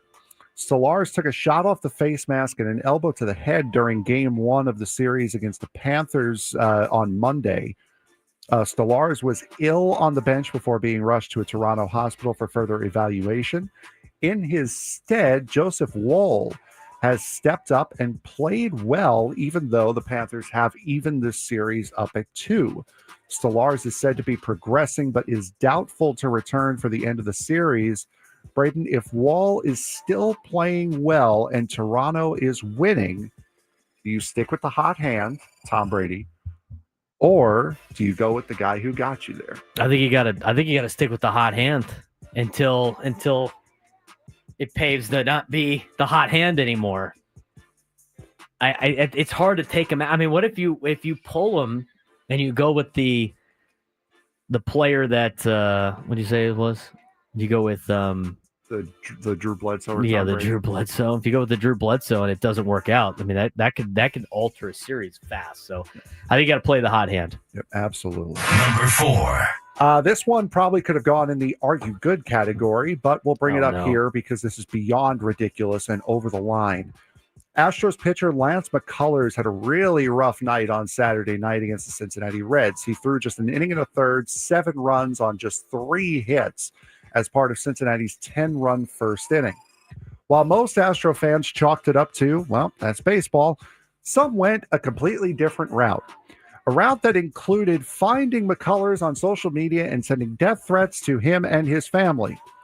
The Astros have notified the league and Houston authorities about the death threats, and manager Joe Espada made note of it during his postgame presser on Saturday night. This is absolutely disgusting behavior, and these people should be found and prosecuted to the fullest extent of the law. You don't do this. Period. Mentally deranged. I don't get it. I just don't understand the appeal of sending a complete stranger, these messages that they like hide behind their cell phone on that are so ridiculous.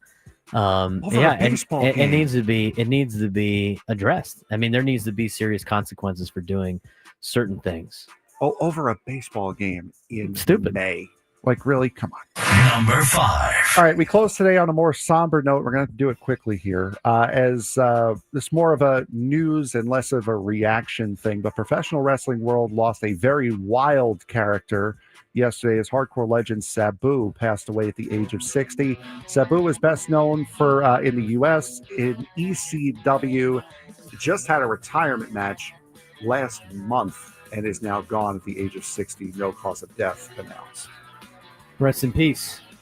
When we come back in the noon hour, we'll get back to your phone calls, 833-288-0973. And quick preview of the Angels series coming up. What's going on with the bullpen for the Padres? Braden Surprenant Show rolls on.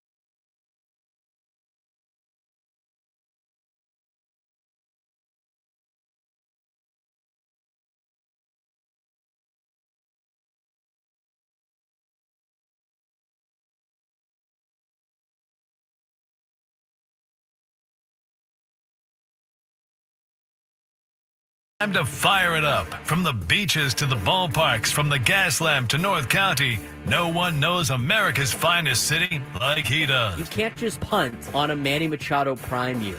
He's a fourth-generation San Diegan, born and raised in the heart of this community.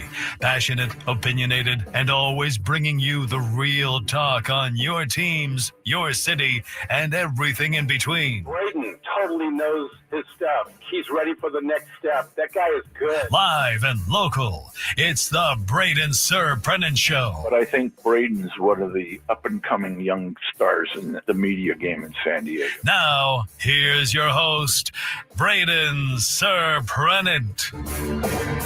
Lunchtime hour on 97.3 The Fan with Frank Marchese. I'm Braden Surprenant. Always love talking with you guys, especially on a Monday. You know, Mondays can be rough for a lot of people. I've been enjoying these Mondays. I got so much to talk about on Mondays with the weekend in sports. I mean, so much we haven't gotten to yet. We haven't really had a full breakdown of Bud Black getting fired. That was ridiculous. I don't know how much better they're going to do without him. And it's really, he's not even like the problem. That organization is a problem. Didn't really talk too much about that. We haven't mentioned San Diego FC too much. They won over the weekend. 2 in a row. They will play Wednesday this week. Got a lot of games coming up this week for San Diego FC. Haven't really talked about them too much. The NBA and the NHL playoffs this weekend were fun to watch. Nuggets and Thunder going down to the wire a couple of nights in a row. Talk about a lot of that stuff in the 1 o'clock hour. Kind of briefly mention the historic night in Denver for the San Diego Padres and their 21-0 victory. Talked about their Padres road trip, 6-3. What would you grade their road trip? I'd give them an A-, just like Marcus and Menifee did. Talked a little bit about Nick Pavetta's induced vertical break, but Mondays again. I'm stoked to talk to you guys on Mondays. Throughout the week, it's great. Fridays are fun. We usually have a packed show on Fridays. Frank's done a great job and getting us some of the best guests. We're going to talk with Randazzo coming up in the 1 o'clock hour to get a full preview of the Angels series as the Padres will play the Angels tonight, tomorrow, and Wednesday. All night games, by the way. You know, in the middle of the week, it kind of gets interesting, but, you know, we get pizza on Thursdays. Roundtable helps us out. You know, helps us get through the midweek stuff. Usually on a Padres off day. But today in particular, I was up early. I mean, we already got high school football starting in town. Had our first spring practice today at Cathedral at 6 a.m. We only have to do that twice during the spring, which is great. Thursday's going to be a 6 a.m. day, too. Thursday is going to be a long day for me as well. The 6 a.m. practice. I mean, getting up at 6 a.m. See, I'm going to be on the same clock as Ben and Woods. I mean, when Roundtable Pizza rolls through on Thursday, it'll be lunchtime for me at that point at 10 in the morning. I'll be excited for that. I'll be inhaling pizza on Thursday. But we had our first practice today. It's good. We'll have another practice tomorrow and throughout the week. And Don's football alumni event will happen at the school on Saturday. Should be pretty fun. I'm looking forward to that on Saturday. And then next week, another week of spring ball. We got the spring game on Friday of next week. We'll play each other. I'm pretty sure we got a passing league tournament on Sunday. This is starting earlier and earlier. We'll be at La Costa Canyon High School. Pretty sure that's Sunday. I got to check my calendar. It changes all the time. You'll see Sean Sovacol and company. And I think it's their full-on tournament they usually do. Yeah, that's on Sunday. So we're already in full force for high school football. I mean, that off-season went like that. Be ready for that during the summertime. But I've been up since 5 a.m., ready to start the day, excited to talk with you. The problem is it's now the lunchtime hour. What food are we going to talk about today, Frank, at the lunchtime hour? Yeah, I actually went. I just saw it in chat. Thank you, John Silva. I just went to Bronx over the weekend. I think I went after we talked about it. Yes. What was it, yesterday? I wasn't. It's been so long since I've been there. Oh, was it good? Oh, baby, I like Bronx so pizza. Good. It was so good. That's a cash only place, isn't it? Yes, it is. That's the only bummer is it is a cash only place. Yeah, man, they don't want to pay for credit cards. My God, it was so good. John Silva's ready to start a fight with you in the chat. Your opinion is invalid. I don't care. That's it is so good. You know what the worst part about that is? I still don't know why it's there. I don't know how it's still open. You know what's across the street from Bronx Pizza? A weight loss place? Domino's. Domino's? How? Imagine for a second. Hang on. Imagine for a second living in it's like the Hillcrest area, right? Isn't that where the Bronx Pizza is? Yeah, like in the Washington Street, like just right above Hotel Circle. But they got great food over there. Imagine for a second being the person. Talk about don't do this. Imagine being the person that has access to Bronx Pizza and Domino's right next to each other, and you walk into Domino's over Bronx Pizza. Imagine being that guy. Bronx doesn't deliver. That's true. Hey, you know what? But you go and you get it's a good pizza place. But out of all of the chain pizza restaurants, I would have to say Domino's is probably the best out of the chains. And I'm talking like national chains. I mean, Papa John's, Little Caesars, Domino. They're not great options, Frank. I mean, you're rolling your eyes. I'll give you that. Out of all the national chains, I'll give you that. I'd probably go with Domino's. I will give you that. I mean, find me a better pizza chain place than Domino's. Like if you had to pick, like you have to have one of them. It would be Domino's. It'd probably be Domino's. It would be. Pizza Hut. It's a lot of bread. You know. And the thing is, it's like, was it Domino's or Pizza Hut that had the cheese in the crust? The stuffed crust pizza? Yeah. Which one was that? I think Pizza Hut's got that. Pizza Hut usually has like the crazy, like, you know, they have like the pull apart cheese sticks like on the crust for the pizza. Yeah. Stuff like that. The only reason to ever eat Papa John's is for like the garlic sauce that probably has so many chemicals in it, it's killing you quietly. But if here's my take on the sauce.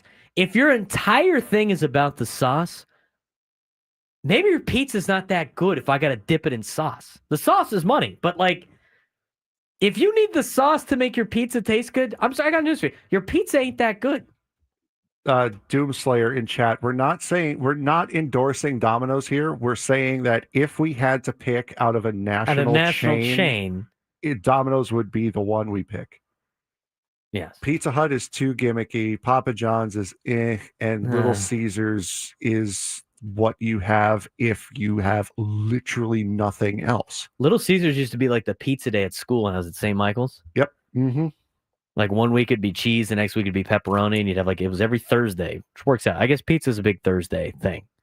We have it at Round Table. Well, for us in New York, it was Domino's because it was the cheapest one, and they could cut it into the inch wide slices that a normal pizzeria wouldn't even dare to do.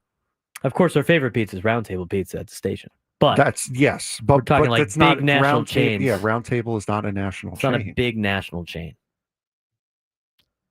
We get to have that every Thursday. It's Round Table, then a wide gap, then it's Bronx, Long Island Mike's, and Luigi's, and then it's a wider gap, and then it's they go worst to best. Stuff. Papa John's, Pizza Hut, Domino's, Little Caesars. I'd probably go with Domino's. The thing is with Domino's, it's like you got to understand what you're getting. Like if you're just getting a cheese pizza, it's not going to be very good. Have you ever had the Philly cheesesteak pizza they got? Talk about gimmicky. Why would I do that? That's delicious, bro. Why would Comes I like do an that? Alfredo. It's delicious. Hey, you know what? USD does a lot of catering for like the press box meals, and sometimes they got a good deal with Domino's, so you got to deal with the Domino's. I'm physically sick and tired of Domino's, but you know what? They got a buffalo chicken pizza that they order for that, and they get a Philly cheesesteak pizza. And you know what? All right, gets the job done. Any free food is good food. But like I said before, you got a place like Bronx or any of the local pizza places across the street from the Domino's. Imagine walking into that Domino's and like feeling good about yourself. You can't. Can't. It's impossible. Can't do it.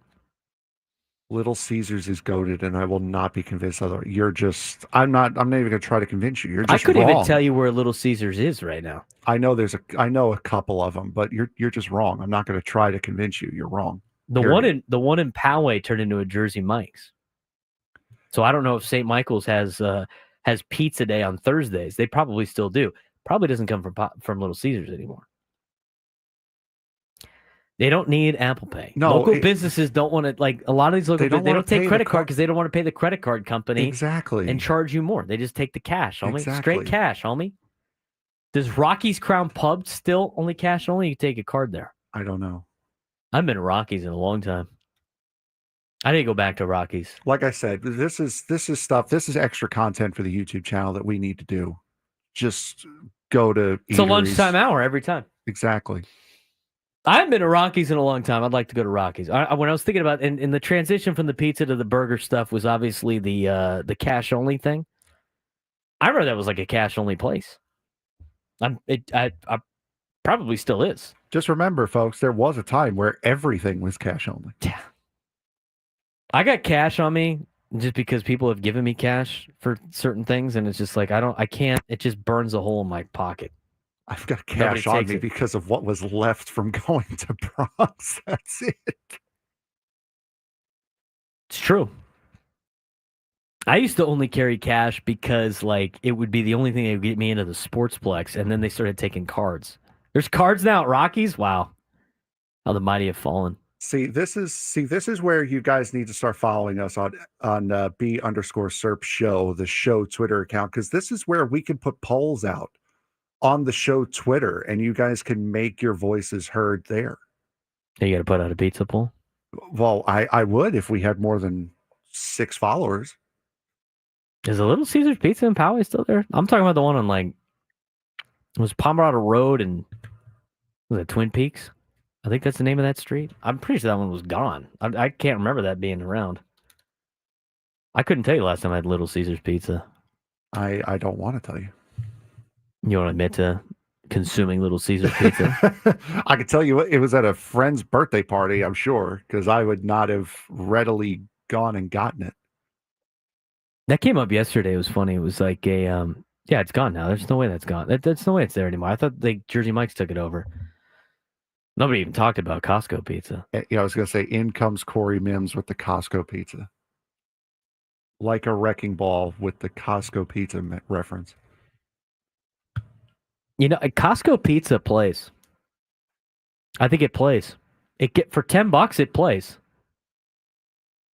So would you consider that that's not a national chain pizza? That's a different thing. That's just like a food court that they use. Yeah, exactly. Yeah, I would not count that. It's solid when you need something. You used to not have to use your Costco card. I wish there was not a Costco near Cathedral, but like a great place for a high school kid. Go to a food court, $1.50 hot dog. It's perfect. Oh, it's great. It's phenomenal. Get a chicken bake. That's like 1,000 calories right there. Okay. Out on the chicken bake? No. Chicken bake's money. Shellback Toy Rewind on YouTube here. We're gonna have words. Oh no. Bronx is the Dodgers of pizza. What does that even mean? What does that even mean? I don't get what that means. I don't get what that means at all. See, this is where I would pull up a chat log just so I could see exactly what this convo is going to turn into. Well, the last thing I was talking about was like a KFC commercial came on yesterday during one of the games we were watching. I haven't had KFC in a while. That's same. And I was like, it's funny. My mom was like, when's the last time you had KFC? And I was like, I cannot remember the last time I had KFC. And usually I will get like one craving for KFC like every 2 years. And I'm watching the commercial. I'm like, you know what? With 2 years maybe up now. maybe I go to KFC. Maybe I check it out. KFC, when I was living in San Isidro, there was a KFC right down the street. Was it a KFC Taco Bell? No, it was not. That's deadly. that was our go-to for like when we would pull all-nighters on Call of Duty during the summer. Jeez. We would get I would go down to the KFC. I would get 2 things of popcorn chicken. I'd have one for dinner. I'd put the other one in the fridge to break out at like 3 o'clock in the morning. Because that's something they don't tell you. KFC chicken is darn good cold. I'd You're almost losing go me, to Frank. say some of it's even better than warm. Oh But my God. What are we talking about here? Have the KFC popcorn chicken cold. It is very, very good. Anyway, the KFC conversation. Cold chicken. Yeah. I have not had a craving for KFC in about 3 or 4 years. I can't remember the last time I had it. And it comes down to is like I look and it's like it's not I make better fried chicken than the Colonel. So I just it's not good. I'd rather just make my own fried chicken. Now, it's a pain in the ass, it's very messy, but if I'm gonna have fried chicken, it's gonna be really good fried chicken, not KFC. I did make tacos over the weekend. As I'm pretty sure Gabe Meza said in the deal here, look fire. They were delicious. Did make some tacos on Saturday. We had steak last night for Mother's Day. When the weather is great, it's time to start cranking out the grilling. Yes. 100%. So we did the tacos. We did some carne asada tacos. We didn't get to marinate the carne. We just had pre-marinated carne, which is fine. Whatever. I've got homemade tortillas. I made some homemade roasted salsa, an avocado one, and a hotter one, like a chipotle one. What else did we do with that? A little onion, little cilantro. I was pissed. I cut up radishes. I love radishes on my tacos. I didn't even put them on. I like pre-made everything, and I didn't even put the radishes on the tacos. They were just sitting there. I'm like, oh, this is brutal. He draws the foul. Yeah, that was. How do you put in all that work and then I just didn't. That not was the one do I it? just did not even put. I put the guac on. Go through all of that effort just to not do Yeah, I it. didn't put the radishes on. I got a bunch of radishes now sitting in my fridge. So. And you have no tacos. No, and I took the leftover carne asada, and yesterday for lunch made myself a homemade carne asada burrito. Sans radishes. I didn't use the radishes. Anyway, that started with pizza. 833-288-0973. 833-288-0973. Follow us for all your great food takes. We'd love to talk about it. Braden Surprenant Show rolls on with Frank Marchese on San Diego's #1 sports station 97 through the Fan.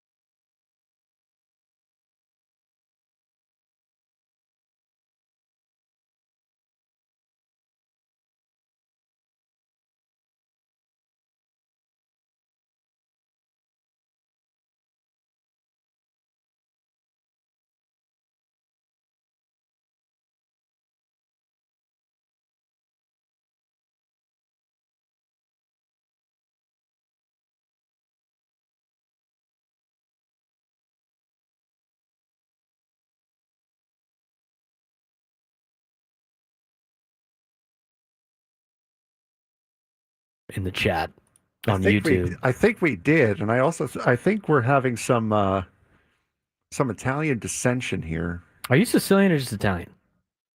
I believe we are Sicilian, if I remember correctly. Yeah, I'm also Sicilian. So easy GSDP in the chat, man. Be careful who you're talking to. Pizza or mob? There it is. There we go. There it is. No stereotyping in the chat. We've hit that point. Brandon 619. B Serp and I can make you disappear with a phone call. Family grew up in Little Italy back when it was actually just a bunch of Italians living in a neighborhood because they're all tuna fishermen. Anyway, digress. 833-288-0973. 833-288-0973. I know he didn't call in for food. I know he's got some Padres takes for us. Kevin in Chula Vista on the Braden Surprenant Show. What's going on, Kevin? Hey, actually, Braden, if you're talking pizza, here's another one to add to the list. I don't know if you've been there or not. We got it. Hold on. We got a Kevin in Chula Vista pizza wreck. This is the content I'm for, Kevin. This is great. I haven't seen this side of you before. This is awesome. I'm looking forward to this. I'm a soft guy, you know. To know me is to love me. So anyway, if you like Chicago deep dish, get out to North Park on 30th. Even though there's no parking there because of Todd Gloriaville's bike lanes, but Lefty's Chicago Pizzeria for deep dish. And are you a deep dish guy or are you a New York style guy? You know, I love them both. And there used to be a Brooklyn pizza place over in Mission Gorge. It closed down. I think there's another one up in Hillcrest, up on Washington. I don't know if it's still there or not, but yeah, I like them both. It just depends on your mood. I mean, sometimes you feel like chocolate, sometimes you feel like nuts, right? Almond Joy, blah, blah, blah. There you go. All right, so we got your lefties. I'm going to write it down. I'm going to add that to the list. What do you got for me Padres-wise today? Padres. Okay, getting back to the contracts and the small market versus big market, I'm going to play devil's advocate with you a little bit. And if you go back and look at our friends up north at the Angels, you look at the signings that they did with Pujols, Trout. When these players get signed with these, what I call rocking chair contracts, the expectation is, and we've been told this factually, these guys are going to deliver us a World Series. So I would say with the Angels, how many World Series have they gotten with their rocking chair contracts that's costing them tens of millions, if not hundreds of millions, in dead money? The same thing can be applied with the Padres. I understand everybody loves the stars and the shiny Christmas ornaments and the immediate gratification. I get that. But if these guys go into their rocking chair years and there's no titles here, that's not a good thing. And you look at what happened this last year with Eric Hosmer, you know, and thank you for bringing up all those stats on Eric last week. It really must have rocked the house because it shows he's a much better offensive first baseman than we've had here in years. Setting that aside, $13 million of dead money. What could have the Padres done with that dead money of $13 million? And we've been paying out a lot of dead money over the years. And so where this all comes back to bite you in the rear end is when you have these extended contracts that go on forever and ever and ever. And that's when it hurts the small market teams because you can't continue to overinflate and not have enough behind it. Now, I would say this in before I leave you here. I like the idea of the floor. Got to have it. But I would rather have a higher degree of revenue sharing than a salary cap. The salary cap is never going to happen. Revenue sharing has to happen because of the disparities in the markets and the television contract. And I'll leave you with that. Well, I appreciate it, Kevin. Thanks again for the phone call and the pizza wreck. We're trying to make Kevin appeal to the chat a little bit. I don't think we're making a lot of progress in that, Frank, but we're trying to the guy's he's human. He had to get a little jab in there. I mean, whatever. He's got to do his thing. But you know what? It's not the worst. Okay? Chicago style pizza is not pizza. It is a casserole. Jon I did see Stewart that. literally did 5 minutes on this. I saw it's not okay, pizza. Yeah, easy. The appeal of the contracts, I think, from a business side in terms of getting people to your games, I think is what really drove the Padres. I think it's the real success for the Padres. It's the risk you take. I mean, you're taking a risk either way. You're taking the risk from the small market sense of like, we're just going to continually roll through different players all the time, or you're going to be the team that like has all these aging contracts. Now, I think where the Padres are, I think it's a very unique situation in terms of trying to build a fan base, especially in a market that didn't really have anything to begin with. And you get some people with some big names. I mean, the casual fans, the big names that they can recognize, they get loaded up for to go to a game. I mean, they're going to go buy season tickets with guys like Manny Machado in the lineup. It's not always going to work out, and sometimes it won't. And that's the risk that you're taking. But I think it was still beneficial for the Padres to make those moves. And as I said earlier in the show, I think the Padres are done making said moves. I don't think you're going to see the Padres sign another gigantic free agent contract again. I think they're going to get guys like Leo DeVries on an extension. I think they're going to get guys like Ethan Salas on an extension. I think they're going to go in with a lot of their resources into drafting and developing players. And I think they're going to keep the ones that they want to keep around. They might overinflate some of the farm system to ship off during trade deadlines. But again, I think everything that has happened to this point has been necessary for the Padres in the long-term future. I understand. I mean, the aging contract. I mean, Xander Bogaerts right now is not looking like it's not a good contract. And what's Manny going to be like in 9 years from now, right? And so if you don't win a World Series, was these contracts worth it? I think from a sense of trying to build up the fan base from what was basically nothing, it was worth it. But again, you don't know. I mean, these next 3, 4, 5 years will be the determining factor of whether or not the World Series was worth it. They win one World Series in the next 5 years. I don't care how much money you're paying these guys for the next whatever, especially in a town like San Diego that's never won anything. I'm going to wait for Adam Paul to mention the 1963 Chargers championship against Boston. I don't want to mention any minor league championships either. I don't really care. But yes, it's the risk you take. I don't mind taking that risk. I think it's better than where you were at before. 833-288-0973. 833-288-0973. We're going to talk more about the Angels coming up at 1 o'clock. Wayne Randazzo, I wonder what his pizza take is. And he used to broadcast in New York. Guys probably had some great pizza. Broadcast in Chicago as well. Deep dish for New York. Interesting. We'll talk about the Angels, get you a preview coming up in the 1 o'clock hour. San Diego FC got the win over the weekend. We'll talk about that in the 1 o'clock hour as well. We need to get somebody in the hopper for today's midday sports standoff. 833-288-0973.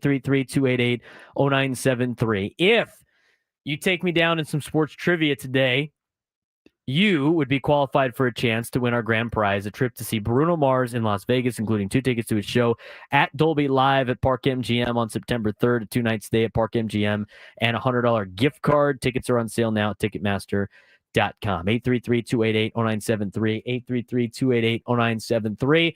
We will play the midday sports standoff, and with an upcoming grueling schedule, should the Padres use a 6-man rotation, how will that look?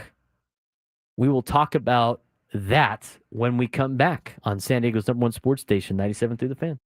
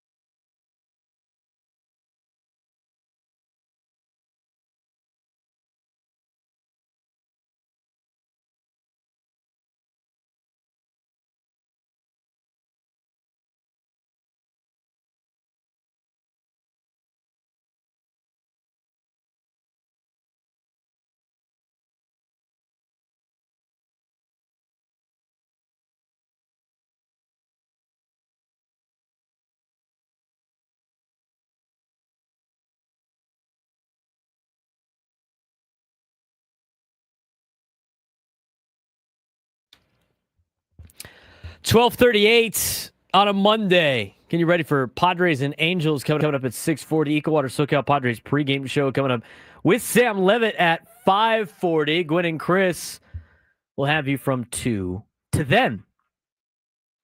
A lot of pizza chat in the YouTube chat. We're going to get to our midday sports standoff in just a little bit, but very grueling upcoming schedule for the Padres that might make them use a 6-man rotation. We only have a couple of minutes, so I don't want to really dive too far into that. We'll get to that in the 1 o'clock hour, but kind of some bullpen questions for you.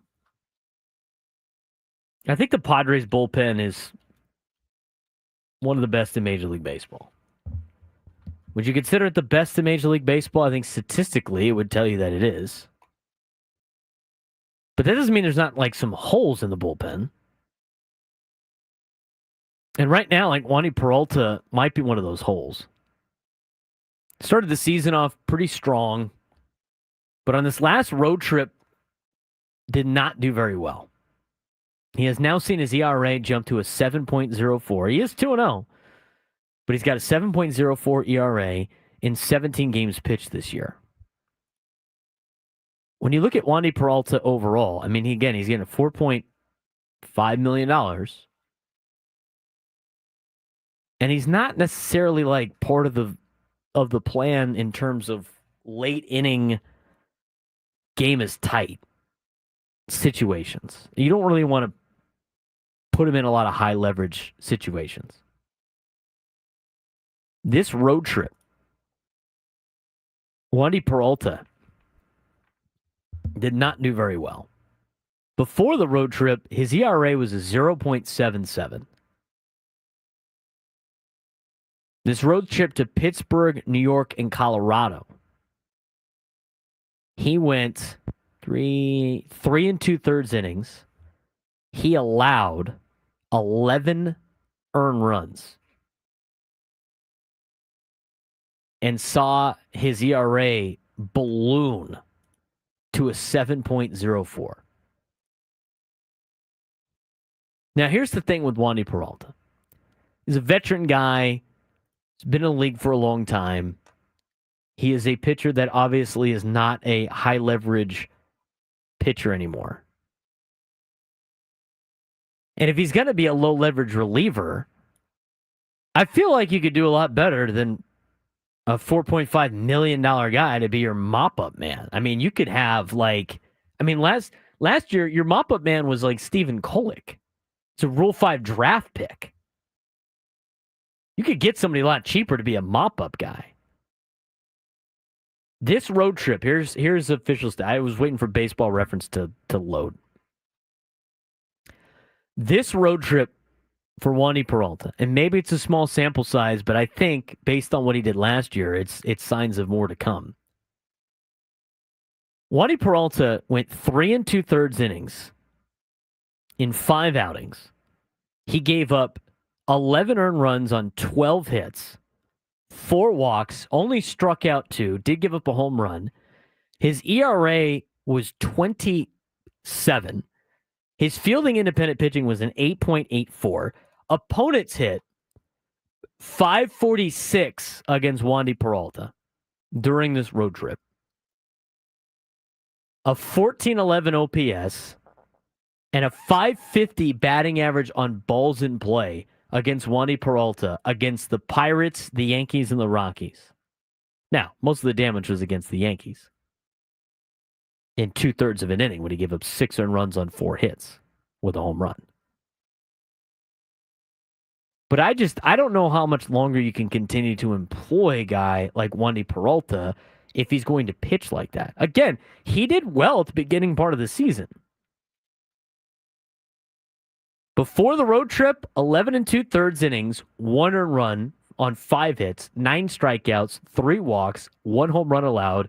He had a 0.77 ERA in his first 12 appearances of the season. His fielding independent pitching was a 3.46. It's not the best, but it's solid. Batting average, 125 against. Limited opponents to a 411 OPS. His batting average allowed on balls in play was a 133. Now, 12 games is a lot more of a sample than 5 games. But there wasn't a lot that I saw at Wandy Peralta during this road trip that gave me any type of confidence in him in the future. And maybe he could turn things around, but I'm trending towards he probably can't. And so when you got a bullpen that is a weapon, and that's what the Padres have. Their bullpen's a weapon. But you got a guy like Wandy Peralta. Now, Yuki Matsui's done a little bit better. He's kind of got the same contract as Wandy Peralta. But when you got a guy like Yuki Matsui, he's playing better. And Wandy Peralta as like highly paid mop-up guys, you got a little bit of a problem. Now, Wandy can opt out of his contract every year for the next couple of years. I don't think he's going to do that. Is this money that you're going to have to eat? It really asks the question. You better hope Wandy Peralta can pitch a lot better than he has in the past. Or at least a lot better than what he just did on the road trip. Still early in the season, but it's tough to watch those guys pitch. In terms of like relief pitching in general, like $4.5 million is kind of a lot for a relief pitcher that's not a closer. And the fact that you got a couple of those guys that are mop-up guys right now is a little bit of a cause for concern. There is a little bit of a crack in the armor. Not as worried about Sean Reynolds. I don't think throwing him to the Wolves in Colorado was great. I think he's going to bounce back. Wandy, what we saw from Wandy over the road trip, that might be who Wandy Peralta is. Hoeing just made a rehab start. He's still a long way away, I think. He gave up 3 runs in the 2/3 of an inning that he pitched in a rehab assignment. Again, they're working on stuff. He's just trying to be healthy. But is that a question of a move here in the future where you decide to part ways with Wandy Peralta? You invested money in him, so they might have a little bit more time. But I didn't like what I saw out of Wandy Peralta during the road trip. It's about that time, Frank. That it certainly is. Midday Sports Standoff. Welcome to Midday Sports Standoff on the Braden Surprenant Show. I can't believe what I'm seeing right now. The ultimate head-to-head battle where sports knowledge and quick thinking collide. No, it's no good. Are you kidding me, Mr. Contestants will go toe-to-toe with Braden in a sports trivia deal where every correct answer brings them closer to victory. Down the sideline! Wow! Unbelievable! But 3 strikes and it's game over. This is not Detroit, man. This is the Super Bowl. Can you outsmart Braden? The Midday Sports Standoff starts now. All right, Frank, who we got playing today? Today we have Javier in Chula Vista. Javier, how are you doing today? I'm doing well, gentlemen. How are you? Happy Doing Monday. well. Happy Monday. Good. All right, so today's topic, there are 6 teams in Division I college sports that do not have an S at the end of their name. Is this FBS or FCS included? FBS. It's the top. That'd be the FBS. Yeah, FBS. So 6 teams, 3 strikes, and you're out. Javi, you ready to go? I'm as ready as I can be. All right. First guess is yours. I'm no clue. Let's just say the Volunteers. Unfortunately not. Braden, you're up. Well, Javier, maybe one of these will spark something for you. I'm going to go with the Alabama Crimson Tide. Yes. Alabama being one. Javi. Jesus. The Illinois. Illinois Fighting Illini. Yes. Braden.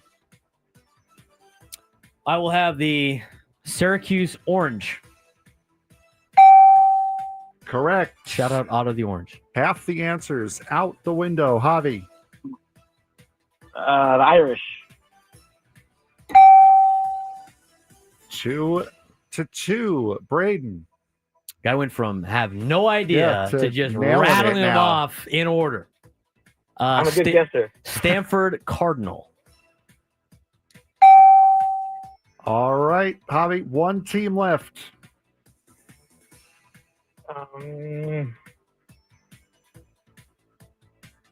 Texas A&M. It's the Texas A&M Aggies. Braden. Last one. Last one. Down in New Orleans. The Tulane Green Wave.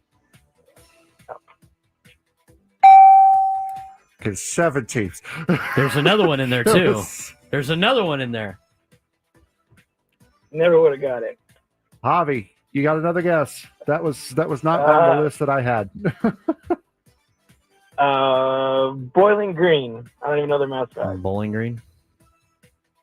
Aren't they the Eagles or something? Yep. No, that will do it. Are you looking for the Tulsa Golden Hurricane? Or that Hurricanes? Oh, you know what it is? No. It's North Texas Mean Green. It's North Texas Mean Green. Okay, Braden, you've won the game. That much is apparent. I've also made myself look like a little bit of a dope here because yeah, it is Golden Hurricane. What was the last team you were looking for? The last team I was looking you got at multiple Wolf Packs too. Was the North NC State Wolf Pack. What about the Nevada Wolf Pack? And then I scrolled down, and then there were 10 more. Oh my throughout God! the rest. How many more are we missing? I'm gonna try to get them now. So you just said you got Tulane, you got North Texas, you got Tulane, Nevada, North Texas, Nevada, NC State, right? Yeah, NC State. That was a part of the main 6 that I was looking at. Illinois Fighting Illini. Yep, got that one. Stanford Cardinal. Got that one. Syracuse Orange. Got that one. North Texas Mean Green. Yep. You also have what about the UMass Minutemen? Yes. You also have the Tulane Green Wave we mentioned, right? Yes, you did. And then we have there's 2 more FBS football schools. Marshall Thundering Herd. Yes. And I just saw the other one in the chat. The Navy Midshipmen. Yes. Testing Braden. You guys have all your baseball stats and like the leaders in the stats thing. Testing Braden on college sports. Not college a athletics. Smart idea. There's only one guy that could take me down. There's only one guy that could take me down in these.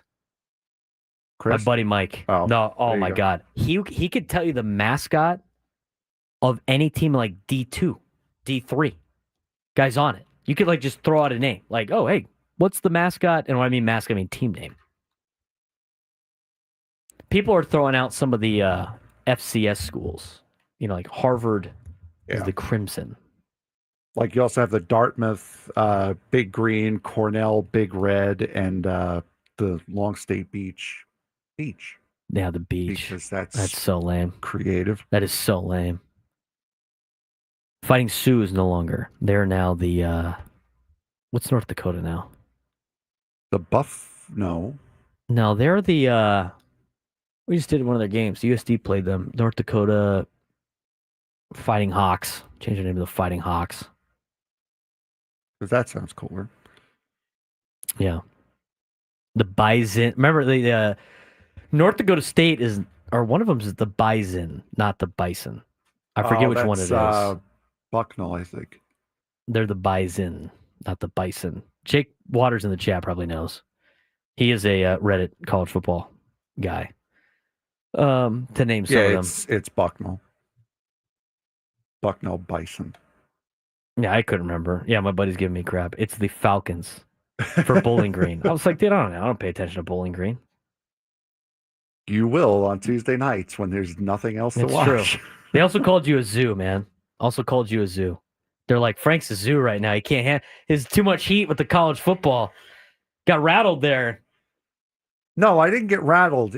I realized that there was more to the page than I was seeing. When you said 6, I was like, I think there's more than 6. Yeah, there are more than 6. I'm just stupid. That's all there is. It's Monday, to it. dude. It's Monday for everybody. How about Javier, by the way? He's like, couldn't name you a single one. Ripped off 3 after and that. It goes with Fighting Illini as the first one. That's the first one that popped in. The Crimson Tide sparked the Fighting Illini for himself. It's great, though. College mascots, the mascot teams. These guys are named as some great things. It's pretty funny. It's also got my Hofstra Pride as well. They're the Pride? Pride of Lions. You went to Hofstra, right?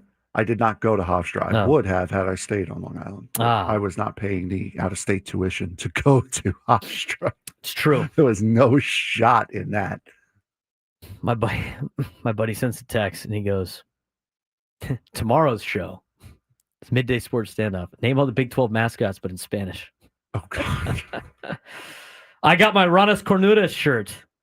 I got some of that. Did you see that stuff? No, have I worn that in here yet? I don't think you have, no. Oh, it's great. It's our Spanish heritage uniforms for baseball. Nice. Ranas Cornudas. Horned Frogs. There you go. Final hour of the Braden Surprenant show. What's Rain Randazzo got on Ranas Cornudas? And pizza. No, we'll talk to him about the Los Angeles Angels. He is the broadcaster for the LA Angels in town, or the Padres and Angels. We'll get you a preview of the series coming up next.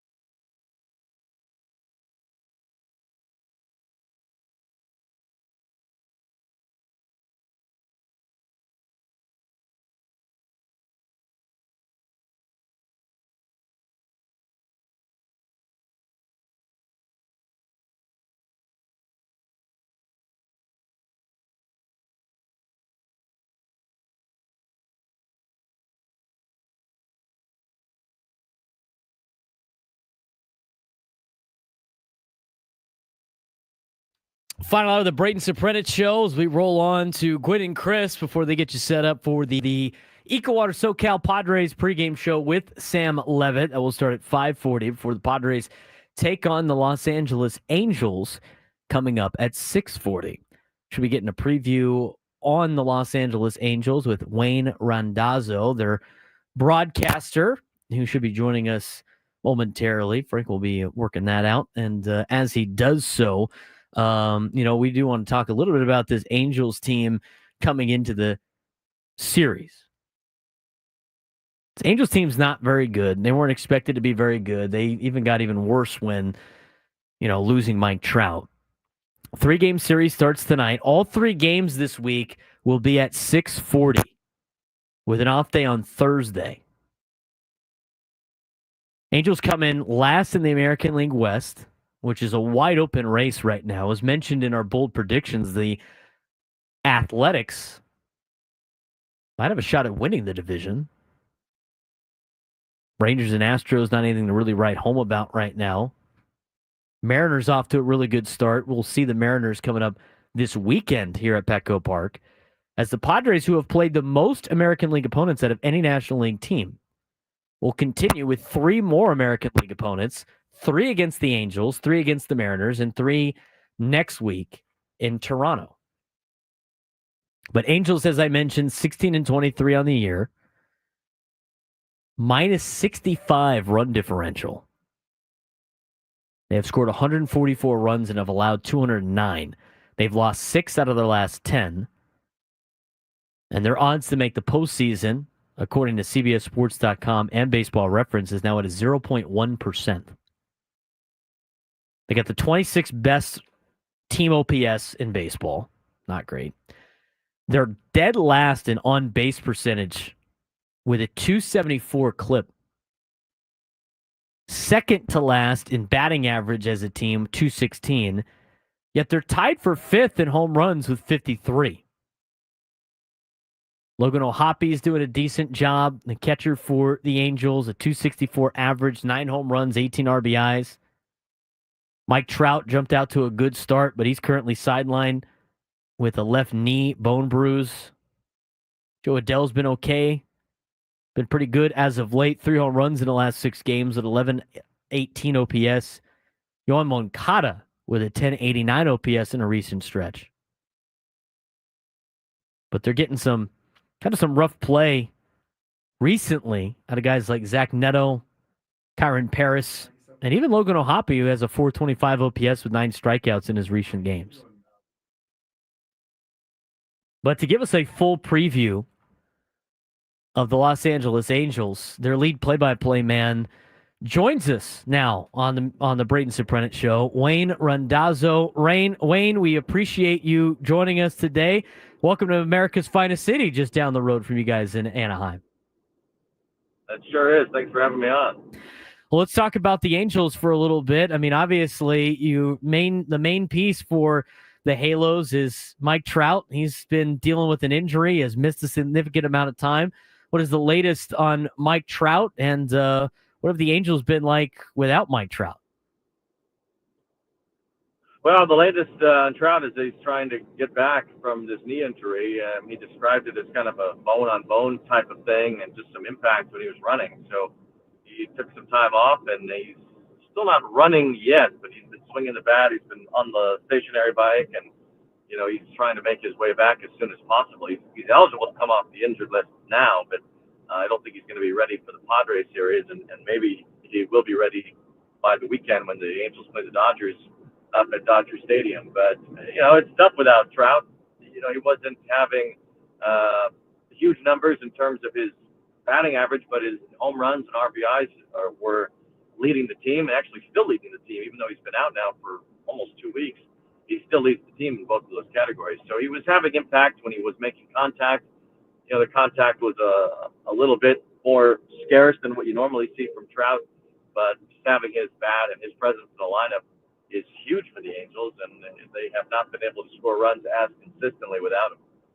Angels television broadcaster and also a broadcaster for Friday Night Baseball on Apple TV+, Wayne Randazzo joining us on the Braden Surprenant show to get you ready for a 3-game series against the Los Angeles Angels. Wayne, the Angels as a whole, under their head coach Ron Washington, or their manager Ron Washington, second year of him at the helm, kind of implemented some old school philosophies. They got rid of phones in the clubhouse during spring training. How's Ron Washington been, and how's the clubhouse been with him in control the last couple of years? Well, Wash is a baseball educator, at the end of the day. I think he wants to teach these guys how to win ultimately, and they haven't done a lot of the last part, but they have done a lot of the other two. They have learned a lot. They've become better professionals. They've become better players. I think you look at Zach Neto, who is probably Wash's most prized student right now, and he's the best player on the team by far and away, and especially when Trout is not in there.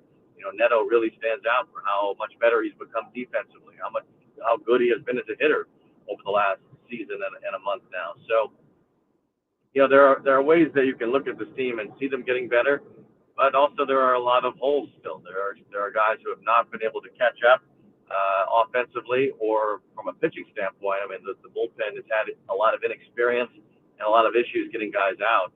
So there have been some challenges in winning games that go beyond what I think you can see from Ron Washington's teaching ability. But I think that the ultimate buy-in from Trout and from the younger players around has helped. There's still a lot of young players, and there's still a lot of guys who don't have much experience at the major league level. But I think ultimately these guys will all be better for having been around Ron Washington for as long as he's there. A lot of young players in this Angels organization, obviously, as they're going through a transition period, trying to rebuild up there in Anaheim. Had a pretty decent start to the season, but have kind of come back down to earth a little bit. In terms of like Angels fans and seeing the future with some of these young players, who are some of the ones that have stepped up that give a lot of reason for optimism in the next couple of years for Angels fans? Like I said, Neto's the one that stands out the most. He is really a fine player, and if you look at some of the other young shortstops around Major League Baseball, maybe guys that get more headlines, but I think Zach Neto's numbers are comparable in some ways and better than some of these younger shortstops that are more talked about. He's not quite on Bobby Witt's level, I wouldn't say, but hardly anyone is. I mean, that's one of the top 5 or 10 players in all of baseball. But as far as just shortstops go, I think Neto has surpassed some of these guys that were talked about more than him or thought about in different ways than him. I think he's just turned into a tremendous player, and I hope that there's still a lot more in the tank for Neto to grow into, because if he continues to develop, he should be a guy who makes all-star games and wins Gold Gloves in the American League. Logan O'Hoppe has become a really good hitter. I think that he has tremendous power and is certainly another all-star possible for this Angel ball club, considering catchers around the American League. I mean, his numbers outside of Cal Raleigh are the best of any catcher in the AL right now offensively. That they're still waiting for Nolan Shawnuel to have more power consistently. He's been a good player for them, but there's still, I think, more power to tap into for Nolan, that he can become one of the main guys on this roster. Joe Adell shows spurts. Kyron Paris had a ridiculous start to the season.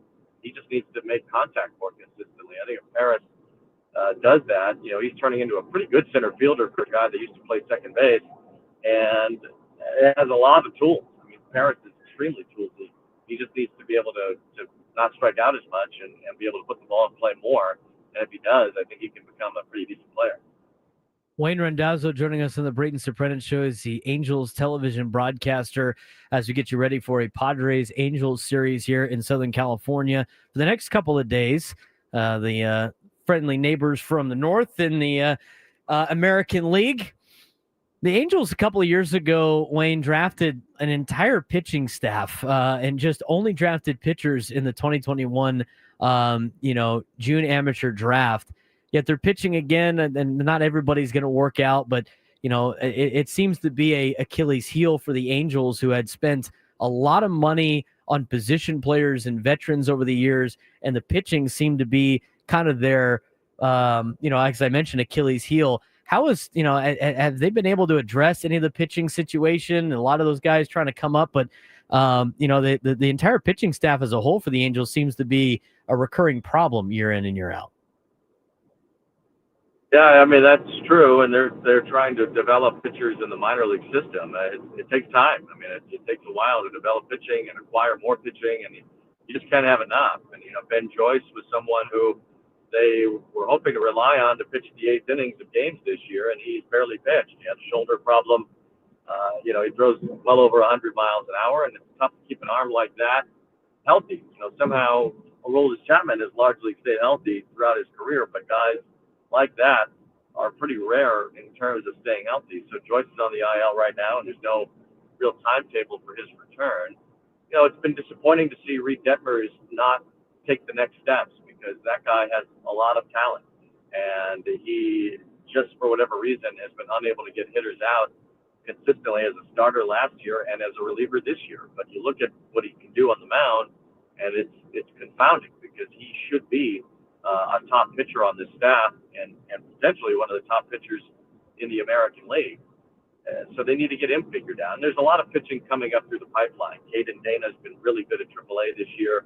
George Clausen, although he got hit by a line drive yesterday, hopefully he's okay, is a guy who's got some eye-popping talent and numbers at AA this year. And they've got some other pitchers that they've developed as well that are working through the minor league system. So they do have more pitching in the system that they've shown at the major league level. They don't need to rush those guys. They need the guys that are veterans to be able to step up and get some outs. I think all told this year, their starting pitching hasn't been bad. Tyler Anderson's been really good. Jose Soriano's been doing a nice job. Yusei Kikuchi pitches tonight. His numbers are better than they look because he just hasn't been able to get a win. But there have been 2 or 3 games that he probably should have won. So I think the starting pitching's been fine. There's just not much depth as far as helping the bullpen out.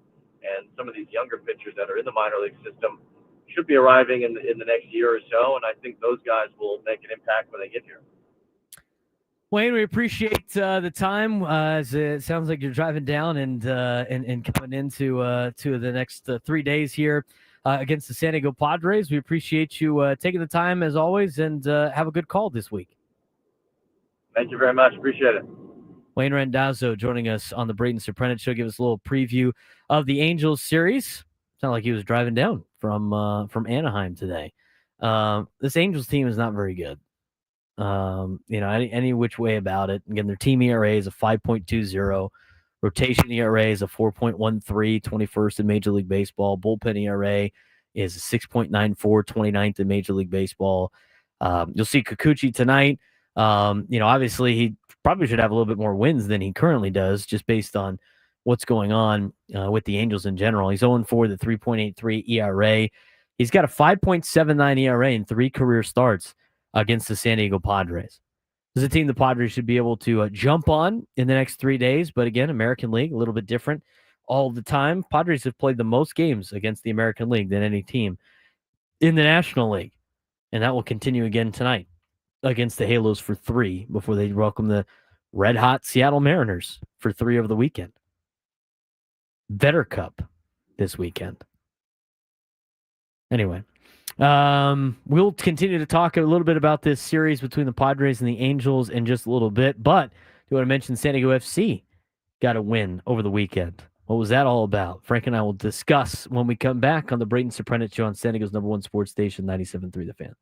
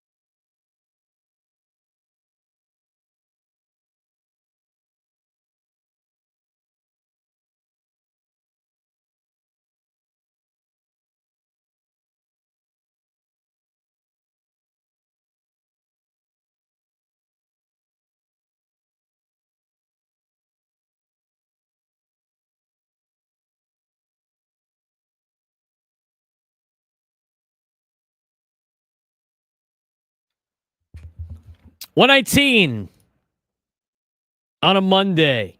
Thanks again to Wayne Randazzo for joining us today. Appreciate the little bit of a preview on the Halos who are in town to take on the San Diego Padres for a 3-game series. Game 1 will start tonight at 6:40. Pregame show, EcoWater SoCal Padres pregame show with Sam Levitt at 5:40. Briefly want to mention San Diego FC got the win over the weekend, able to beat St. Louis City SC 2-1. They got a goal from Dreyer and Olaski at the 79th minute and the 87th minute. Gave up a goal in stoppage time to St. Louis City SC, but that was about it. Carlos Dos Santos with 4 saves for San Diego FC.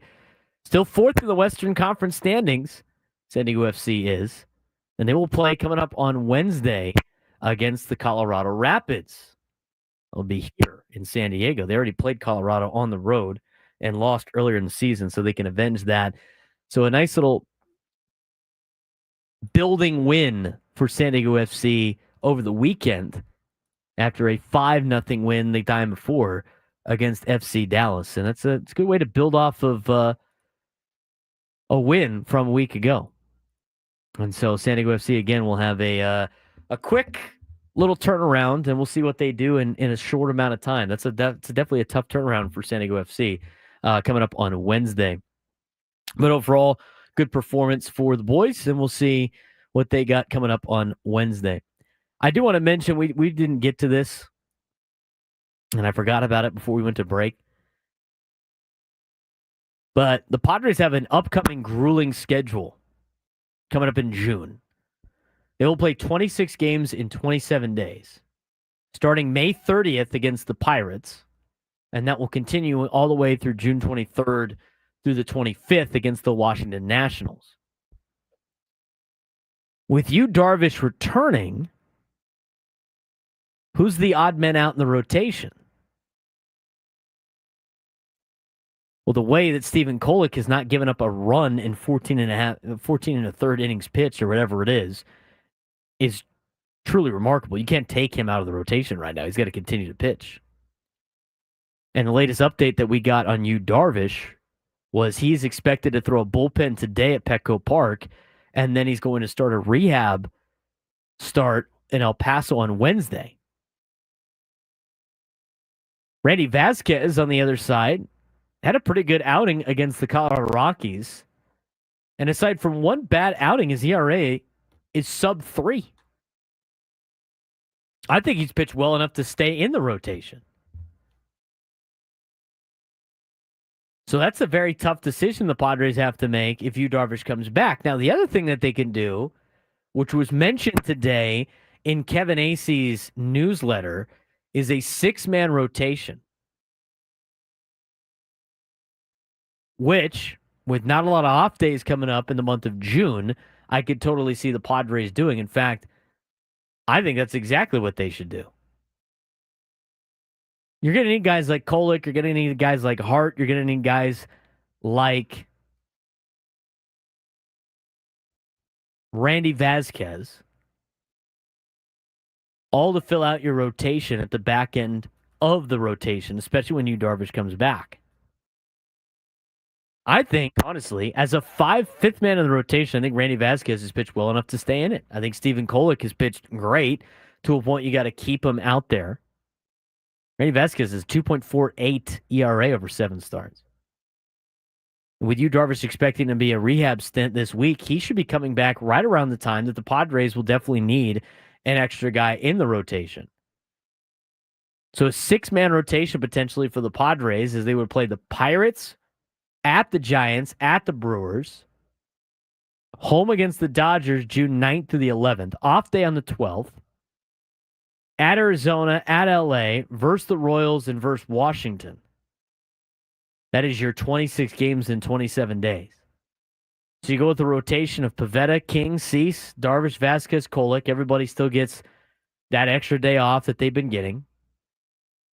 And you roll the 6-man rotation for the month of June. I like that idea. I think that's a solid idea, and that's what's been kicked around currently with the San Diego Padres is a 6-man rotation.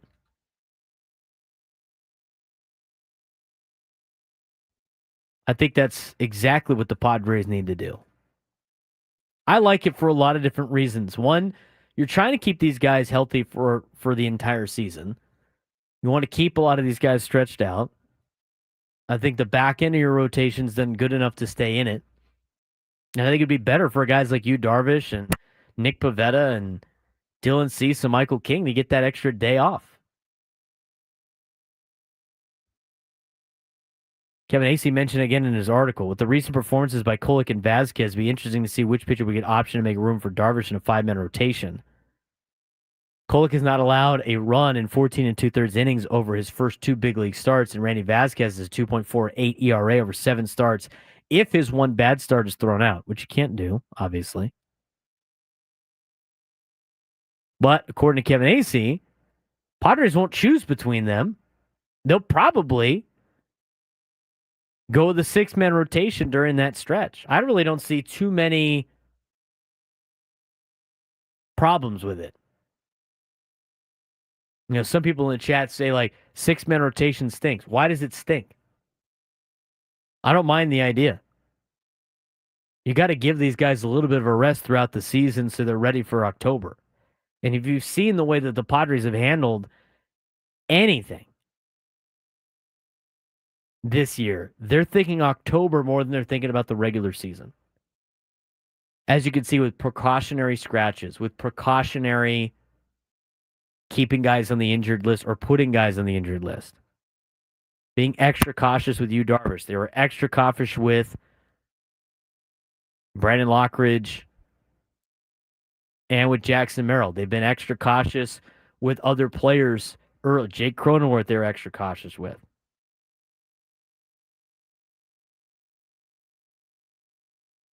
I mean, Sushi Sam in the chat says it stinks. Now he's upset that I didn't mention his name. I didn't want to embarrass you by saying that it stinks without giving me any reason why a 6-man rotation stinks. I don't mind a six-man rotation. I don't mind it. I get it. You're only going to do it for a small amount of time. I don't think they're going to do it for the entire year. What do you think? 833-288-0973, 833-288-0973. I think it'd be better to keep Darvish healthy throughout the entire season. I think it's good to get him a little bit off their feet in the middle of the year, and then you can ramp it up again when you start getting more days off.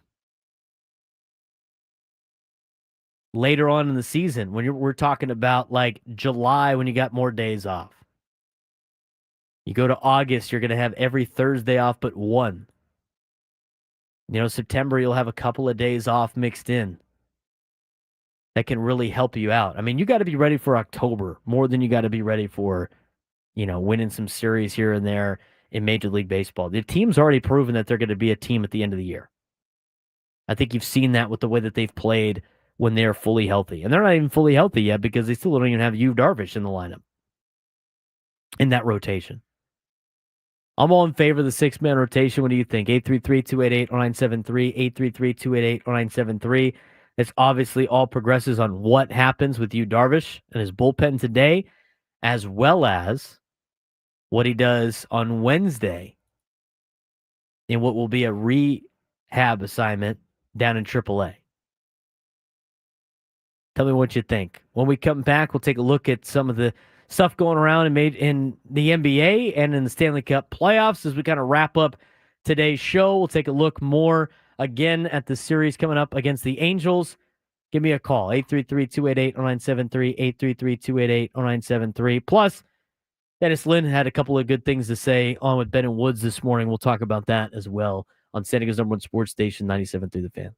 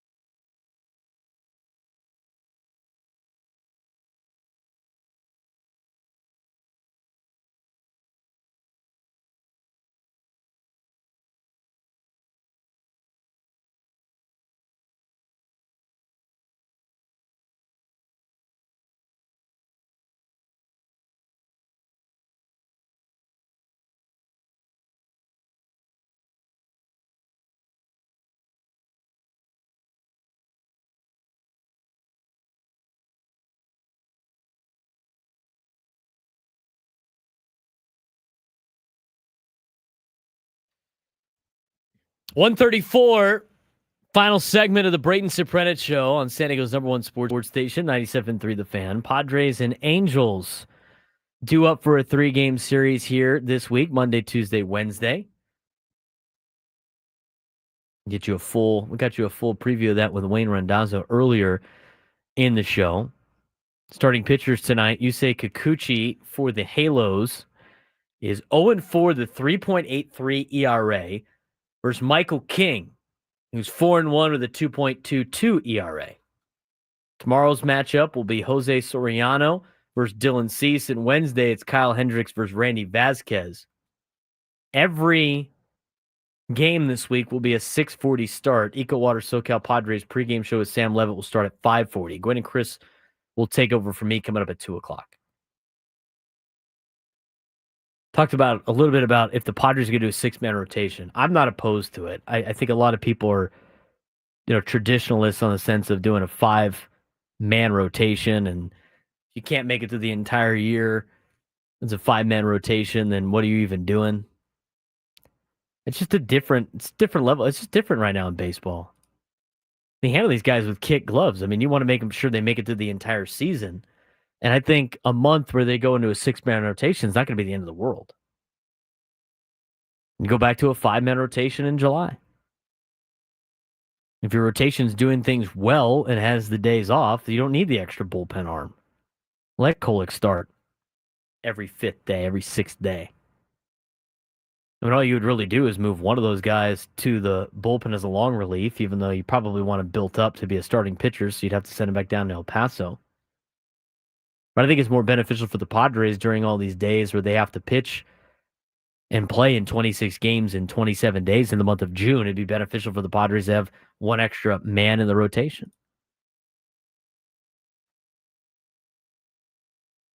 What do you think? 833-288-0973, 833-288-0973. Let's get out to Jason Encinitas. Jason on the Braden Surprenant Show. What's going on, man? Hey, Braden.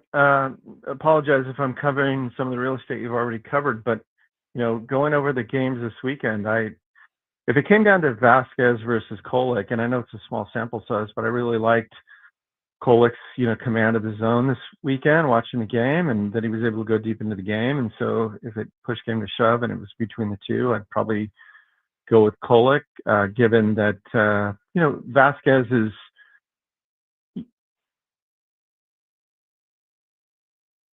We lost him. Vasquez is, and then Randy pulled the plug on his phone. I think it's too small of a sample size for the whole Kolek pitched well. I mean, the other thing is people always make excuses too about who they played. It's like they pitch well in a Major League Baseball game. I don't care if it's against the Pirates or the Rockies or whoever it may be. I think you got to keep rolling with these guys and give them an opportunity. You're going to have to use these guys eventually. You're going to have them part of the team contributing. For the month of June, let them contribute. Go 6-man rotation against these particular teams. I mean, I don't know how it lines up for the rest of the month, but if you go with the way, say, the rotation starts over again with the first game against Pittsburgh,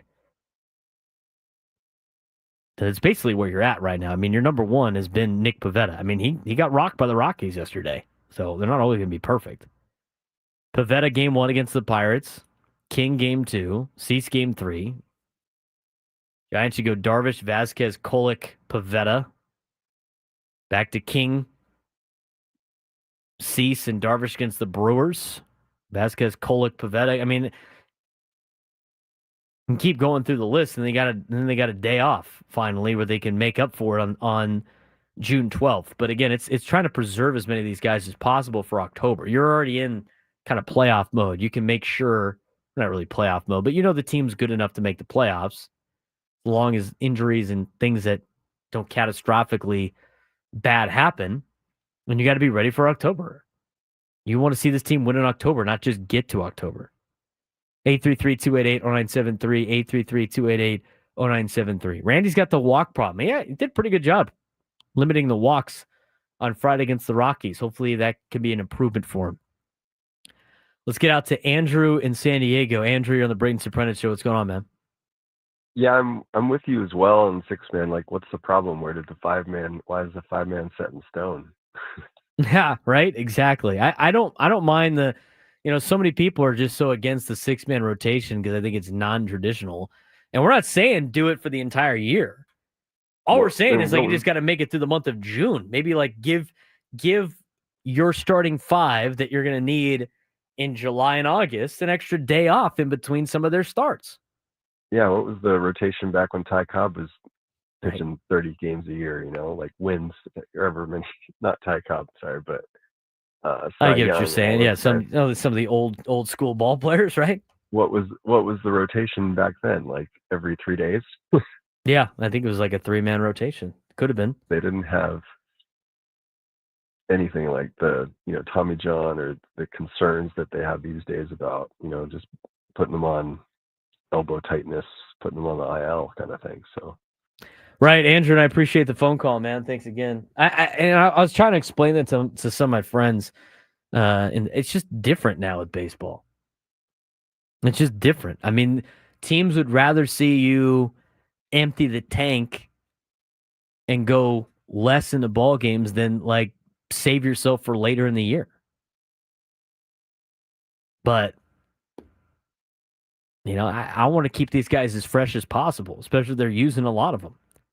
And the month of June's a tough stretch. I'd go with the 6-man rotation. Then if it starts to not work, then so be it. Then you can drop one of them. Bring up a bullpen arm. I mean, eventually, sometimes they work in a bullpen day. Would you rather have a bullpen day every 6th day with the way that the bullpen is? Or would you rather just have Stephen Kolek start the game? I'd probably rather have Stephen Kolek start the game instead of going like in an opener and a bullpen day. 833-288-0973, 833-288-0973. Let's get out to Clay in the South Bay. Clay, what's going on, man? Hey, not much. I was back in the Midwest and did get to pick up a game or two for the Fort Wayne Tin Caps. Nice. What's your scouting report for us? Fort Wayne loves Leo. And I'm going to tell you something. I love Leo, and I think he's definitely going to be the next up-and-comer out of Fort Wayne. That's for damn sure. Of course, then we ran into a bunch of rain. It rained almost every single day. But other than that, hey, I'm all for it. As a 6-man rotation, Braden, the Padres used it back in 22. They used it okay. You got to do it to fill the gaps and not tire out your arms before you get to the halfway point in the season anyway. So protect your arms, protect your people, protect your investment. What more can you say about that? I don't know. I think it's a very crucial month for the Padres, and I think it's better to keep your bullpen fresh with some of the extra arms in there, and hopefully you don't have to use them too much by having an extra man in the rotation. Keep that starting staff fresh, and I don't mind the 6-man rotation. I think it's an interesting concept. It sounds like the Padres are really thinking about it. So we'll see what the Padres decide to do when Yu Darvish comes back. Again, Darvish needs to make it through the bullpen today, and then after the bullpen today, is expected to make a rehab assignment start in El Paso, in AAA El Paso, and then depending on how that goes, will determine whether or not he needs another one of those, or if he will be ready to go, which I think is incredibly good news. I don't necessarily know if like an extra bullpen arm is better than just another arm in the starting rotation. But I don't mind the 6-man rotation. 833-288-0973, 833-288-0973. We'll recap the road trip that the Padres had. We talked about it earlier in the show. They had a pretty good road trip. I mean, you go 9 games on the road and you come out 6-3. That's going to get you an A letter grade more times than not. Probably gives them an A- just because a couple of losses in there mixed in. I mean, losing to the Rockies isn't the greatest, but you're going to get some of those clunkers every once in a while. Lost 2 out of 3 in New York, but you swept the Pirates to get the series started, or the road trip started.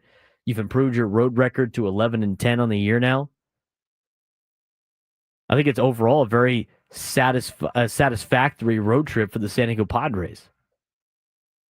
You had a sweep in Pittsburgh, including multiple rain delays. You had a comeback win, 2 tough losses in New York, a record-setting offensive explosion in Denver, including a 21-0 win on Saturday, and 24 hits, which tied for a franchise record.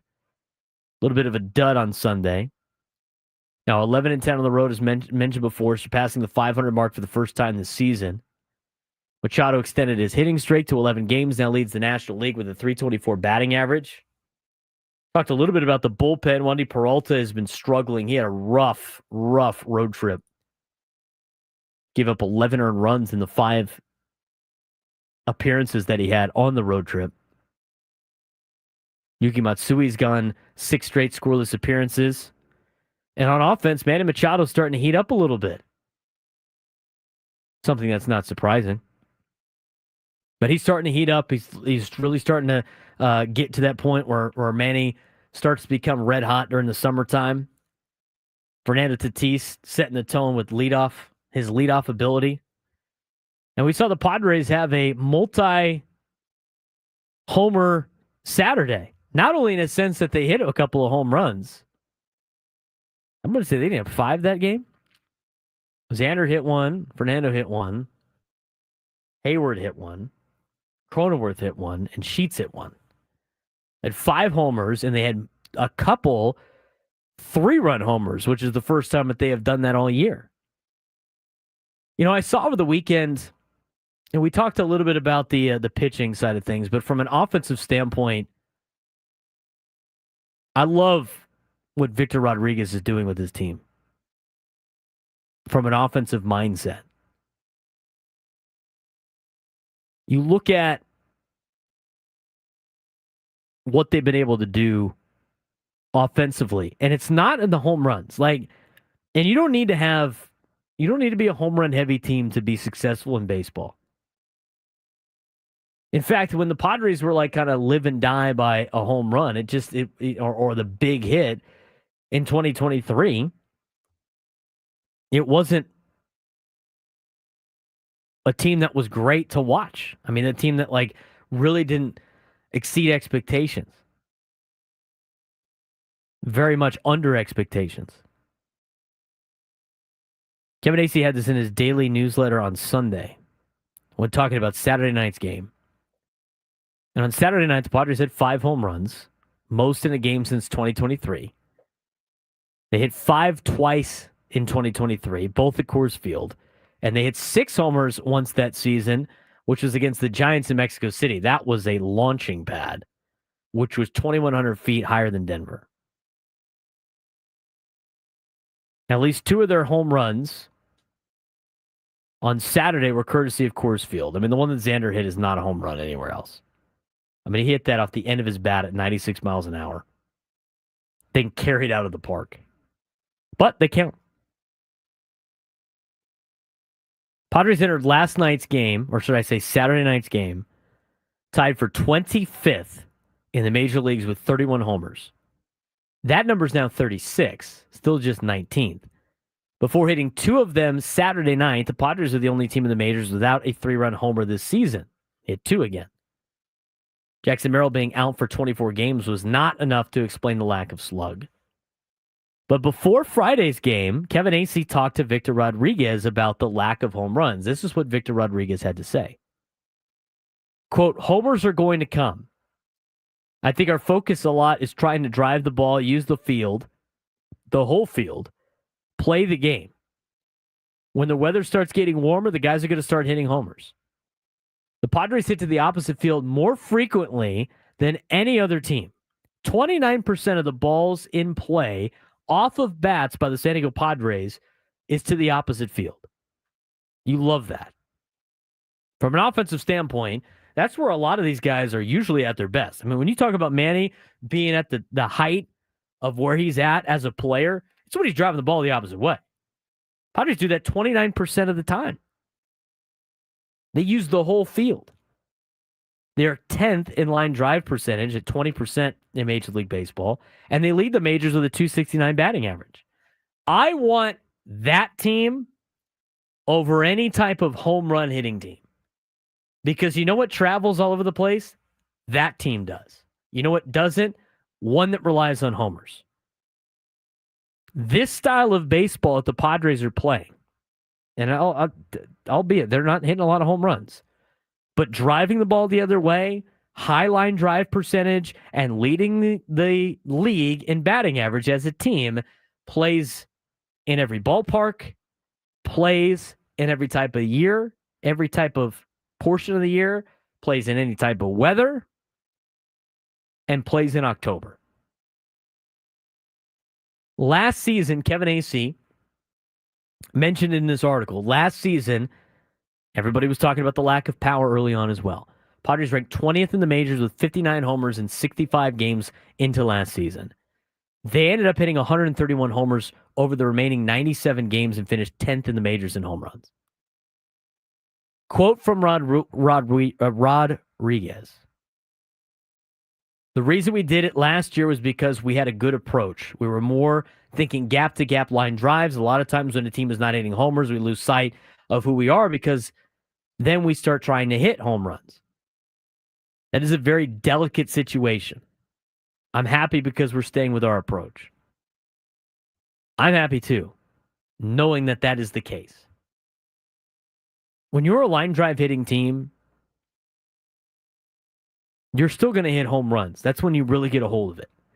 And the Padres are built as a line drive hitting team. They don't have a lot of just pure power hitters. Out of the players on the San Diego Padres, including the big contract guys, Manny Machado's not a power hitter. He's a line drive hitter. Xander Bogaerts is not a power hitter. He's a line drive hitter. Even though Fernando can hit the living you-know-what out of a baseball, and when he hits home runs, they go very, very far. He's a line drive hitter. He's a pure hitter. He's not a power hitter. And just because you hit home runs doesn't make you a power hitter. Like Gavin Sheets to me is a power hitter. He might be the only power hitter on this team. Everybody else is kind of a line drive hitter. Jackson Merrill, line drive hitter, not a power hitter. Xander Bogaerts, Fernando Tatis Jr., Manny Machado, all line drive hitters. Weather starts getting warmer, it'll probably increase the home runs, but when you are hitting the ball like that and you continuing to hit line drives, the home runs will eventually come, but it's not going to be a end-all, be-all for the San Diego Padres. This style of play wins all the time. They're fast on the base. They're aggressive on the base paths. They're hitting for a high average. They put the ball in play. There's action. They put pressure on. It goes back to the whole situation of we apply pressure. We don't feel pressure. We apply it. As Jackson Merrill said at the beginning of the season. So this style of offense is the one that you want to see as a fan of a Major League Baseball team. We've seen Padres teams be able to hit the long ball a lot. But you live and die by the long ball. And that usually runs out in October. This style of play, hitting line drives, putting the ball into gaps, going the opposite way, that's sustainable. That's sustainable in a 162-game year. That's sustainable in October. But like a pure power hitter, I mean, the Padres don't have a lot of pure power hitters. They don't need to be a power hitting team.